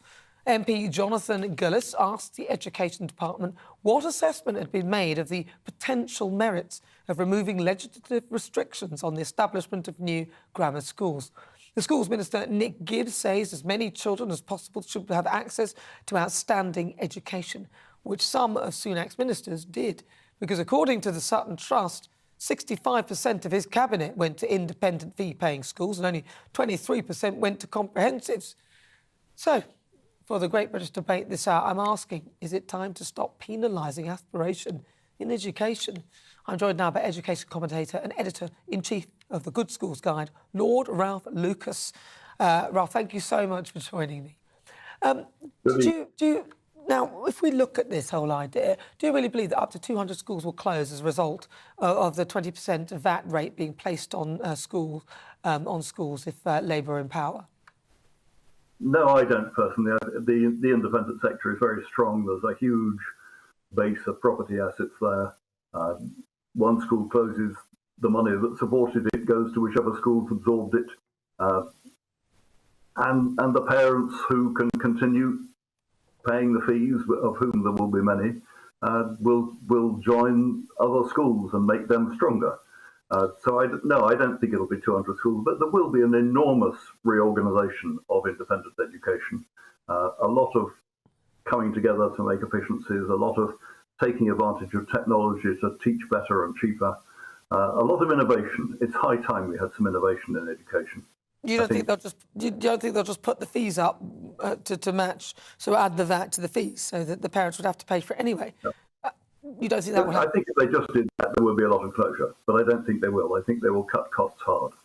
Well, that might mean that they have make redundancies or fewer teachers. That might not be. But my view is, in your view, do you think that is a wise move to add VAT onto the fees of private schools? No, I don't think it helps anybody. I think it will not raise a great deal of money for the country. It will disturb a lot of good schools. I don't think it's a constructive way to deal with education. Education is a great good. Aspiration is something to encourage everywhere, not just in independent schools. And what about the Tory party then? Because they are wanting to, well, not all of them, but they are planning to stop more new grammar schools. Do you think that is a good plan? There's no space now between now and the next election to get new grammar schools started. It's an old argument. The grammar schools we've got are by and large very good schools. Whether that's the right way to go, that ought to be a local decision. It ought to be a local freedom to say we want to have some grammar schools. Labour Party wouldn't allow that. I hope the next Conservative government will, but that needs to be in the manifesto. We can't do it before then.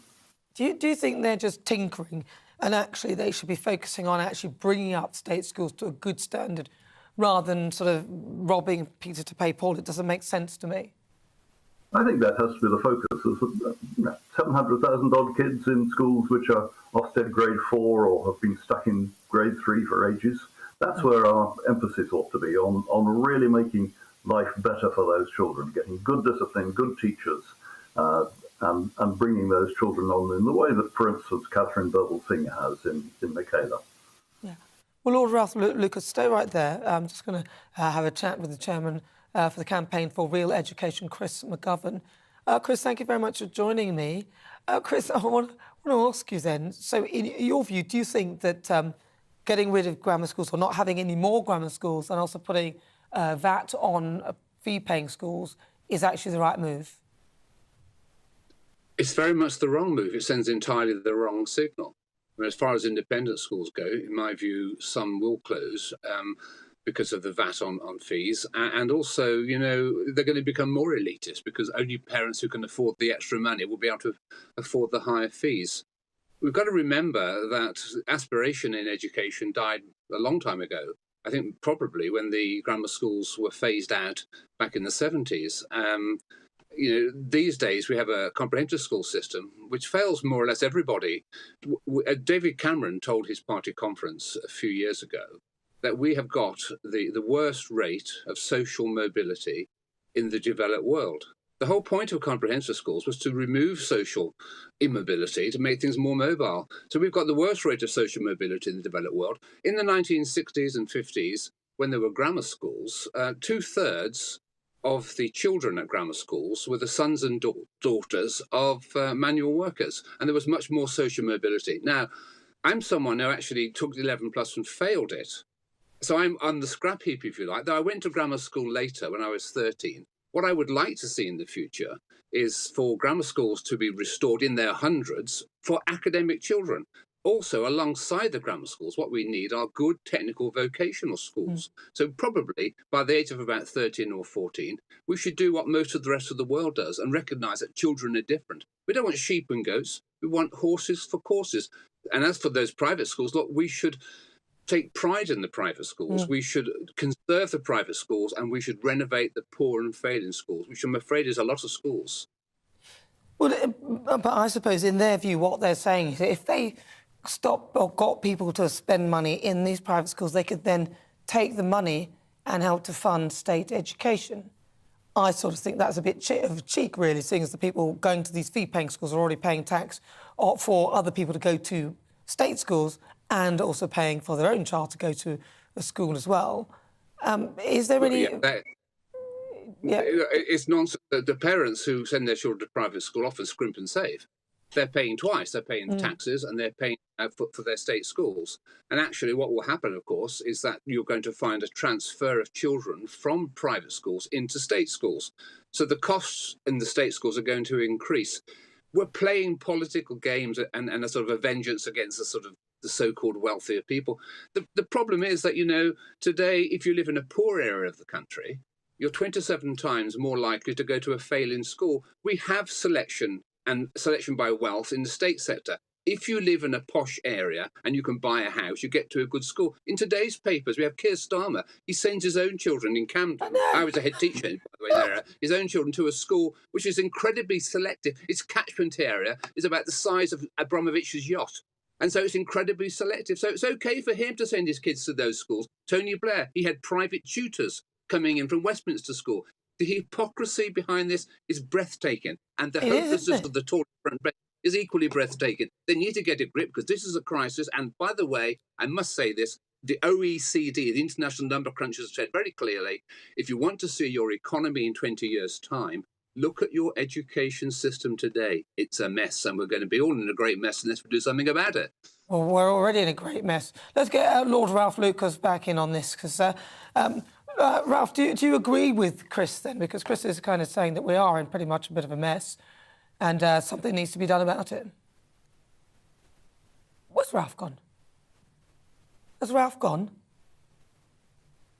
Oh, he's coming. Yeah. Where's Ralph gone? Oh, we've still got you, Chris. Oh, well, I think we've lost Ralph. So we'll final word to you. Oh, there he is. Ralph, there you are. Yeah, so Ralph, what do you think then? So what do you think the answer is to this then? Because from what I can see, it seems like they're penalising aspiration in education. And I feel the thinking is going in the wrong direction. But what would you say as a final word?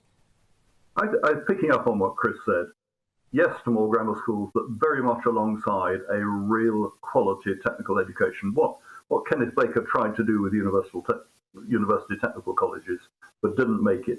That was a good idea. We need to do it better, so that everybody has a good school that suits them.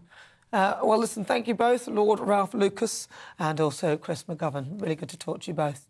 Well, I'm Nana Akua. This is GB News. We're live on TV, online and on digital radio. We'll continue with our Great British debate this hour. I'm asking your thoughts on whether you think we are in an aspiration, whether the government are penalising aspiration in education.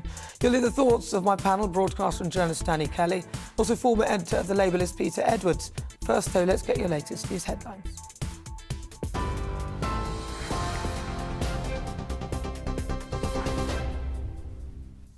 Thanks, Nana. 5:32, I'm Ray Addison in the GB Newsroom. The Health Secretary is being urged to stop grandstanding and to make a deal with unions ahead of NHS strikes this month. The call by former Health Secretary Stephen Dorrell comes as military personnel prepare to cover striking public sector workers. Around 2,000 troops, civil servants and other government volunteers are being trained to help limit disruption during the festive period. Mr Dorrell says demands for a 19% pay rise may not be possible, but the current offer is not good enough. Well, meanwhile, the Rail Delivery Group says it hopes to prevent further train strikes by offering members of the RMT union an 8% pay rise. The deal would be spread over 2 years and includes a guarantee of no compulsory redundancies until April of 2024. Most people, remembering the applause that we all gave to the NHS during the pandemic, would think that 3% doesn't properly respond, in particular for low-paid NHS workers, doesn't properly respond to the challenges of the moment. And I would hope that Steve Barclay would come out of the grandstand and engage with the people who he relies on. He can't deliver healthcare sat in the Secretary of State's office. That was former Health Secretary Stephen Dorrell. Now, the head of the police watchdog has been forced to resign over an historical allegation. It's now emerged that Michael Lockwood, who has been the Director General of the Independent Office for Police Conduct since 2018, is facing a criminal investigation.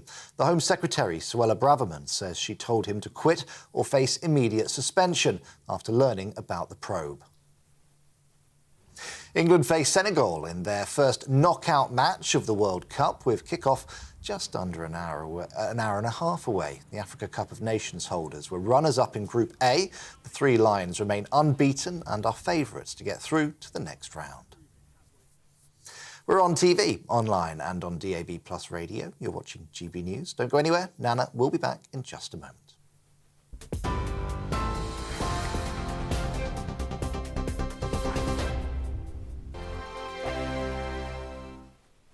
We are GB News, and we'd like to say thank you to each and every one of you for bringing us your conversations, for helping our great nation find its voice. We are here for you on radio, television, and online, across England, Scotland, Wales, and Northern Ireland. It's not the BBC, you actually get your facts right. We are proud to be GB News, the People's Channel, Britain's news channel. Monday to Thursday, 9 p.m. till 11 p.m. Join me, Dan Wootton. I'll bring you the sharpest takes and hottest debates. Do you not believe in prison? I don't believe in prison. I'm completely stunned. I guarantee you there'll be no spin, no bias, no censorship. I actually was personally quite offended by it. And no reason to go to bed. So I guess they've always been quite woke. That's Dan Wootton tonight on TV, radio and online. Monday to Thursday from 9 p.m. till 11 p.m. on GB News. The People's Channel, Britain's news channel. Hello there, it's Eamon Holmes here from Breakfast on GB News. We're not just on your television and your screens, you know. We're on DAB plus digital radio, so you can listen to your favourite shows on the move. If you've not yet listened to GB News Radio, it's very simple. We're on your radio player and tune-in apps, on your smart speaker, phone or tablet, or online at gbnews.uk. Take us with you wherever you go. GB News Radio. You never have to miss a moment of the People's Channel. Join me every Sunday at 6 p.m. for Gloria Meets. In exclusive interviews, I'll be finding out who our politicians really are and what they really think. It's something that you would never want anyone to suffer. I didn't know what channels there were. I didn't think I'd be believed. I must have weighed about 7 stone and I'm 5'8". My instincts was to sort of cover this up. I mean, clearly that was a mistake. Join me every Sunday at 6 p.m. on GB News, the People's Channel, Britain's news channel.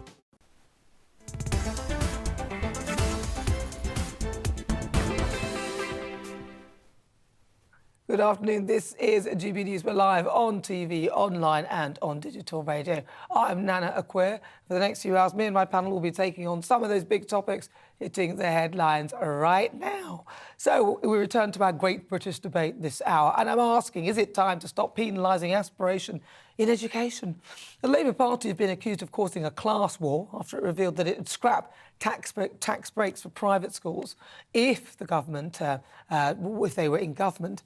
The Daily Mail reported that Labour's plan was to charge VAT on school fees, which could mean that it would force closures of potentially 200 schools. Now, that's despite the party saying that the policy would raise more than £1 billion, which would be used to support the state sector. But it appears that it's one rule for the socialists and one rule for everybody else. Best buddies, not. Keir Starmer and Jeremy Corbyn went to private schools. Tony Blair, another former Labour leader, also attended private school, and Diane Abbott, who's preached about abolishing private schools, sent her own son to one. It's nothing like being a hypocrite, is there? But on the other hand, the Tory backbenchers are trying to pressurise the front bench into reversing the ban on grammar schools. MP Jonathan Gullis asked the Education Department what assessment had been made of the potential merits of removing legislative restrictions on the establishment of new grammar schools.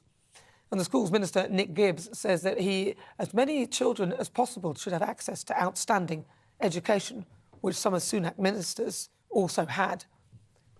So according to the Sutton Trust, 65% of his cabinet, that's Sunak's cabinet, went to independent fees-paying schools. Only 23% went to comprehensives. So is it time, then, for them to perhaps stop doing this in our education and focus on actually generalising a good standard for all? So in the Great British Debate this hour, I'm asking, is it time to stop penalising aspiration in education? Let's see what my panel make of that. I'm joined by Peter Edwards and also Danny Kelly.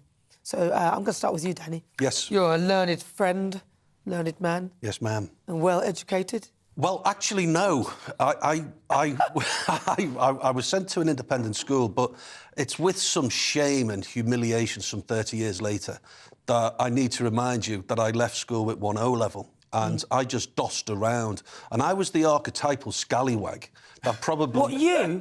Yeah, Never. That probably... Never. You wouldn't believe that, would you? That probably affected other kids' education at St Mary's College in Crosby, where Peter's mum is from. And is that what you did? You were the one that made all the noise. I was the joker. And other kids, their education suffered as a result. I'm sure it would do. But the reason that's pertinent is that my mum and dad could afford to send me to an independent school. I wouldn't have passed an 11+, so I would have gone to the local comp. And the reason that it's relevant is that there would be people like me in grammar schools. Sorry, the people like me wouldn't be in grammar schools. And you can really focus the mind on academia. And I'm a big fan of grammar schools. So I want to know why Labour is... Okay, let me get straight. So did you go to a grammar school? No, I went to an independent. So it's an independent. And that is, what is that, a fee-paying? That's a fee-paying school. So a fee-paying school. Yeah, and I don't know why this is politicised so much, because I think it's a golden opportunity for kids from families that are not wealthy. I'm not saying impoverished, but are not wealthy to win a golden ticket. It's like Willy Wonka's golden ticket that they've won. And I don't know why Labour are so opposed to it. I don't know. What do you think, Peter? So there was a lot in your intro that I disagreed with. First of all, I don't think it's class warfare. What I'd also say is I think it's maybe unfair to blame people for where they go to school, if blame is even appropriate, because It's different where you choose to send your kids, but, you know, Keir Starmer and Jeremy Corbyn were presumably 10, where their secondary schools decided. So I'd imagine their parents chose that. They didn't make that choice. Also, I looked into the Keir Starmer case. When he enrolled in secondary school, it was actually a state school. It was later converted to the independent sector. So I don't think that stands out. Well, I think it does stand up, because if it was later converted to the independent sector, he still got the benefit of an independent school. Sure. But anyway, going on to the Labour policy, 1.7 billion saving will be put out if the VAT tax break is abolished. To me, that's a meaningful sum of money when Britain is quite short of money. And Michael, just debate with me, Michael Gove, long-term Tory cabinet minister, has described that tax break as egregious. So Michael Gove supports it, and the public support is as well. 65% approval rating. Well, you may say that, and if Michael Gove supports it, we must all do it. Look, I think my view is this: that 1.6 billion or whatever they think they're going to get, it's not going to work out like that, because a lot of those kids whose parents aren't actually that wealthy, who are just working really hard to try and get these kids to these better schools, because the state sector is so bad, which I actually believe that's where their focus should be, they will take them out of those schools, right? So that 1.6 billion starts to filter away. And it's a small minority of kids. I went to a public school, and whilst the majority of people were more like my parents, who worked really, really hard. Obviously, everyone's parents work really hard, but the difference was my parents weren't initially naturally that well off. They just decided to put their money into sending me to a really good school. And that's what most of the kids, when I was there at my school, were like. So I'm saying that 1.6 billion is a fallacy, because they're looking at it through the tinted spectacles of imagining that the same number of children will be going to those private schools. And it's not going to work out that way. Those kids are going to go to the state schools, a very bad situation, because they are not putting enough money in that system. Well, I don't believe that, and that's what... Well, no, I'm telling you. Well, let me answer. From my own situation, I could see that if that went on to the school fees, my parents would not have been able to send me. Well, that claim, to a certain extent, has been debunked, and I'm grateful. By whom? Well, I'll answer. The Daily Mirror has... the Daily Mirror? What did they say? No, well, let me give you a stat then. So I think they published some research. Public school fees, i.e. the paid-for sector, fees went up by around 25%, and the number of children entering public schools stayed the same. So it's what economists refer to as perhaps something that's inelastic. The price went up, and there wasn't this great withdrawal of children entering into the state sector. I think it's very, very unfair to the parents of these schools. I think it's really unfair. Danny? May we go back to the politicisation of grammar schools? Because in 1998, Tony Blair said no more grammar schools. The Northern Irish devolution also happened in 1998 with the Good Friday, the Belfast Agreement. Did you know in Northern Ireland, 45% of all secondary schools are grammar schools? Now, this is a... Well, the law is different there, I believe, on education. But my point is, Peter, is that 45% of the schools are grammar. Now, can you give me an example of more of a working-class collection of towns than Northern Ireland? See, this is what I don't get with the Labour Party. Why would they want to deny someone this Willy Wonka golden ticket? Because kids from impoverished backgrounds are highly intelligent, and they just need this bringing out in them. Opportunity. I don't get it. I really don't. Peter, why is that? And social mobility as well, surely. So in your view, then, do you actually think that it's a good idea to not have any new grammar schools and also to add the 20% VAT? So I think the VAT policy is a good one in terms of the actual expansion of the number of grammar schools, which various prime ministers, you know, left, right and libertarian, have left as it is for around 20 years. I think it's 164 at the moment in England. I'm actually a bit torn over that, because I failed the 11+, I went to a comprehensive, then I changed at 16 to a grammar school, so it was all in the state sector. But the criticism from the left has been grammar schools, that they, if you like, draw in the best pupils, and then what these days might be called levering up the aspiration element was not there. Because certainly when I went to a better school at 16, it made me work harder, pedal much faster, being around cleverer kids. Whereas if all those kids were shared across a comprehensive system, the suggestion is it might help raise standards across the board. Well, it'll bring the standards down of those who are, excuse me, who have very high standards. That's not fair. I think it's a levelling down, and I think they need to start focusing on actually improving the state system so that situation doesn't exist. I don't see why there should be a problem. There's no one who's against improving the state system. If we all agree with that, then I don't think it should be at the expense of the other kids who can be and parents who can afford to send their children elsewhere. But this show's nothing without you and your views. Let's welcome our great British voices on their opportunity to tell us what they think about the topics we're discussing. I've got 4 of them. All right, let's go to Alan McNeely. He's there in Grimsby. Alan McNeely, do you think this is a levelling down? Do you think they are penalising aspiration in education? Yes, I do, Nana. Good afternoon to you all. I would totally disagree with everything that Peter says. The idea that they're going to make a lot of money out of this is a nonsense. A lot of the money they can claim back in VAT. The loss of pupils that would then disappear into the state sector would cost us all more, and they won't do anybody any good. Why everyone's so against grammar schools, I've no idea. I think it's the best route for people to get a step up from all walks of life. Yeah, I agree with you. I agree with you, and I also think that there's the stats that Peter quoted. I mean, that's over 1 year, but as a parent, if you had to keep paying that as a domino effect, I don't think people will be able to afford it. Right, let's go to Brian Dugan. He's there in Solihull. Brian, what do you think? Is it punishing? Hi, Nana. Inspiration? Is it punishing inspiration in education? Yeah, I mean, I don't think there's any easy answer to it all. It's becoming very politicised in terms of this. It's absolutely fundamental, I believe, that every child should have the best possible education available to them. Now, how you deliver that's obviously the subject to debate over and everything. But I agree. I think grammar schools are wonderful and one of the best ways in which we can provide that kind of level for everyone. So the levelling up, levelling down, I think that's a difficult argument, Nana, in terms of all of that. It makes no sense, does it? OK, Seshni, we'll go to you. Seshni's there in Milton Keynes. You've got about 30 seconds, Seshni. Good evening, Nana. Thank you for having me. Yes, I mean, as Nelson Mandela said, education is the most powerful weapon. I do believe that we are penalising education aspiration, and grammar schools are an important part of education as well as state education. And it should be, as you said, Nana, it should be standardised. Every child, I do believe, has a right to the education. And yes, I do think it's being penalising aspiration education. Thank you. Thank you. Right, let's go to Sue Hannam, who's there in Lichfield. Sue, you've got about 30 seconds as well. Thank you, Nana. I'd just like to speak from the perspective of somebody who is ahead in a very small independent school, and say that it's all well and good to say that numbers of parents may stay in, but actually huge numbers of children in the sector are supported by bursaries.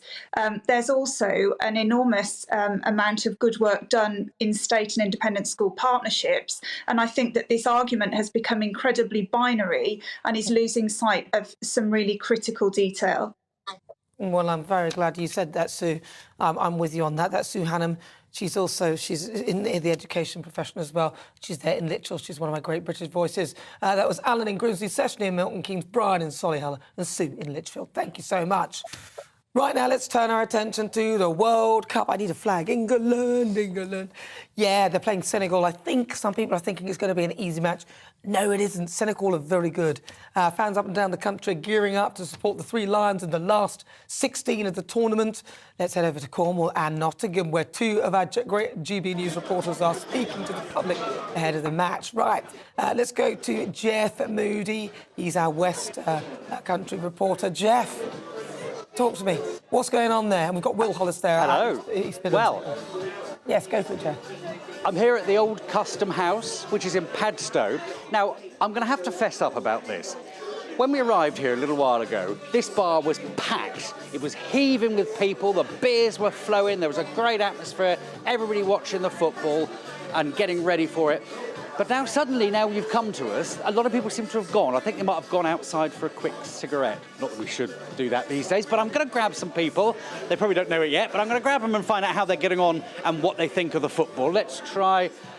Hello, sir. Hello. Can I ask you a quick question? Yes, of course. So tell us about the football. Are you looking forward to it tonight? I am looking forward to the football tonight. I'm surprised that Saka's starting over Rashford, but yeah, I'm looking forward to it. I think we're going to win 3-1. You think it's going to be 3-1? That specific? That specific. But I've been hearing that Senegal has a very, very good, very strong, very powerful goalkeeper, Chelsea boy. That is true, but I don't rate him myself, to be honest. I'm not a big fan at all. I think we'll be quite comfortable tonight, to be fair. How do you think we've done? Don't jinx that. Yeah, I hope you don't jinx that too. How have we done so far, do you think? Well, considering we did the best in the groups, I'm really happy. I'm really happy in the way they've played, having the most goal difference and going through the most points. Really, we should be really happy. So I can't really moan. Brilliant. I picked you at random. I'm glad you knew something about football. Thank you very much. Let's see if we can quickly ask somebody else. Here's a guy over here. Hello. How you doing? You all right? I'm all right. Yeah. Are you looking forward to the game tonight? I'm very much looking forward to the game. Yeah, it's going to be class. Are you? It's going to. It was a really good atmosphere in here earlier on, wasn't it? That everyone's gone for a little bit of food and ready to go again in a minute. Yeah, yeah. So you think you'll all be back here a bit later on? Oh, definitely. And any idea of the score tonight? 3-1. 3-1. That's exactly what the guy up there said. It's not going to be 3-1. 3-1. Guess that. 3-1. You heard it here first. Nah, I don't think it's going to be 3-1. God, we wish. Thank you very much. Let's go now to thank you very much, Jeff. Let's have a chat with Will Hollis. He's there, East Midlands reporter. Will, what's going on there? Good evening. I imagine Jeff is a little bit warmer inside of that pub. We're in a fan zone, about 400 people or so. Some of the people that have taken their time to graciously talk to us, though, is, of course, we've got Vernon here and we've got Phil as well. Vernon, you're obviously bracing the weather because you don't mind having your England shirt on display. How are you feeling here at this fan zone? Oh, always proud of England. Listen, it doesn't matter whether we win, lose or draw. We're here today to celebrate an England team that are a decent side. Senegal are a decent side as well. How do you think we're going to go up against this team that are right now the African champions? I'd like to think we can beat these 2-0 tonight. Maybe 1-0 will do me. Listen, to qualify is great. Against France, next round, would that not be good? That's certainly going to be a tough one. You've got your mate here, Phil, as well, wearing his Notts County hat. You clearly feel the weather a little bit more. How are you feeling going into this game, though? Good, really good. In Notts County, top of the league yesterday. England 2-0 win today, hopefully. You were telling me it's your birthday today, actually. What's the ideal present for you today? The first part was Notts County to be top of the league yesterday. England to get through today. Don't matter what the score is, but I'm hoping 2-0. Well, it is quite chilly here.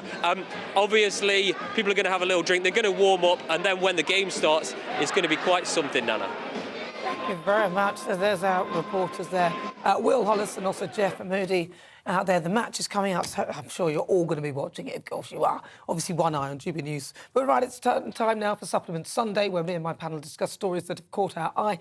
Danny, let's start with your supplement, which is all about Tesco putting security tags on their cheese. It's all about cheese. This really is a sign of the times. Tesco forced to put its security tags on its cheese amid fears cash-strapped cost-of-living crisis. Customers could try and steal the cheese. Have you ever been in a boozer, normally in a rough part of town, where someone comes in with a load of stolen goods from the supermarkets? The other week it happened. Fella came in, 8 legs of venison, £100. Do you think that's too dear? Very good. I don't eat meat, so I take a stolen cheese slice. Get it. You No, there's no need to explain it. He's a vegetarian. He didn't get it. He didn't get it at all. All right, Peter, your supplement, which is about female football pundits. So, yeah, I like the story in the Sunday Times, and it's a piece by Eni Aluko, former England footballer, just highlighting the profile and the high-quality output of female football pundits. And I think that's great because there are some very good male football pundits in my lifetime, people like Trevor Brooking, Alan Hansen, more recently Roy Keane, Gary Neville. But there's also a risk of staleness among some of the pundits. So I think to get a broader range of voices is really good. And, of course, some of them have played at the highest level in the female game. Yes, but that's incomparable to the highest level of the men's game. What? You need to do... What are it's you true. on I'd rather about? listen to Didier Drogba, Jamie Vardy, Frank Lampard, rather than Seema Jaswell, Karen Carney and Eniola Aluko, because of experience. Can I just ask, have you listened to any of them ever? Yeah, and OK... No, who have you listened to? Well... OK, you'll have to forgive me, but when they score a goal, it goes very high-pitched and shrill. It's a difficult listen. I hear men doing that as well. No, you don't. Men don't go shrill when they get excited. No, they don't. You want to bet. Right, and finally, my supplement, which is all about the BBC. I know Danny's going to like that. The chairman admitting the company's liberal bias. Also, their prominent black and Asian Britons have been warned that the BBC local radio cuts could result in the loss of airtime for shows aimed at BAME. I hate that phrase, by the way. I'm just doing it for quickness. Audiences, David Herwood, Adrian Lester, Diane Abbott and Doreen Lawrence are all among those who have signed the open letter in The Voice. They said that the BBC's plans to axe weekend and evening shows on English local radio was disproportionate and would disproportionately impact black media professionals and journalists across the UK. However, BBC bosses denied the claim in The Voice that the plan was to replace all the shows with a single podcast on BBC Sounds. What do you think, Danny? You're an ex-BBC man. They're going to get rid of, by the sounds of it, they're going to get rid of all the black and ethnic minority programmes. Well, OK, I don't know about that, but people need to understand how unpopular local radio has become. My local radio station in Coventry recently posted 6 months ago 0.7 share. What that means is that only 1 in 130 people who listen to the radio in Coventry listen to BBC Coventry. Local radio's dying. What do you think? Do you listen to local radio? Very, very briefly, because we're at the end of the show. Regional media, I used to work in a print. It is trusted to a much greater extent. Both radio and newspaper sales have declined. That's really sad. There's a high level of trust. And remember, Liz Truss, they gave her a very tough time. All those regional journalists, didn't they do well? I don't know what to say about that. I don't know. I think the BBC's remit should be local stuff. It's not profitable, and that's why we pay money into our taxes. We're forced to pay for it. Well, listen, on today's show, we've been asking, should Dominic Raab be allowed to veto parole for serious criminals? According to our Twitter poll, 71% of you say, yes, I agree with you. And 29% of you say, no, thank you, to my panel, broadcaster and journalist, Danny Kelly, and former editor of The Labellist, Peter Edwards, for joining me today. And as ever, a huge thank you to you at home for your company. Don't forget to check us out live on YouTube. Have a look at the monologue. Don't forget the one about Ngozi Fulani. I'll leave you with the weather. I'll see you next week. Looking ahead to this evening's weather, and the UK is looking cold and cloudy for many, with showers feeding in from the east. Let's take a look at the details. In the southwest, it'll be mostly dry, but there could be a few showers. There should also be a few breaks in the cloud. In the southeast, it'll be largely cloudy. The cloud will stop temperatures from dropping too low, but it will be cold with some rain too. Much of Wales will have a dry evening, with the best chance of any clear skies in the southwest, with showers further northeast. It'll be a cloudy end to the day across the Midlands. Some showers are likely, but they will be intermittent and mostly light. It'll be a different story in the northeast. The showers will be frequent and heavy at times. The showers could fall as sleet or snow over higher ground.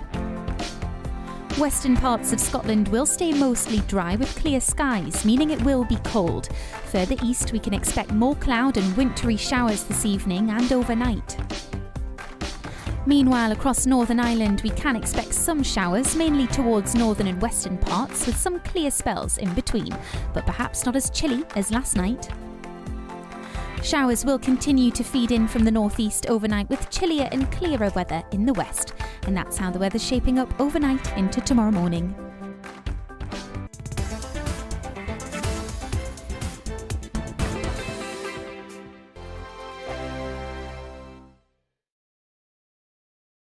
Monday to Thursday nights on GB News. At 6, it's Dubes & Co. 7 o'clock, Farage. At 8, join Mark Stein. And at 9, Dan Wootton Tonight, followed by Headliners. On TV, radio and online. This is GB News. We are GB News, the People's Channel. Why not take us home with you by visiting the GB News shop at gbnews.store. You'll find all the official merchandise, a really good present actually for yourself, your friends or your family. We ship across the UK mainland at no extra cost. GB News, the People's Channel. Here on GB News Live, we'll be keeping you in the picture, finding out what's happening across the country and finding out why it matters to you. We'll have the facts fast with our team of reporters and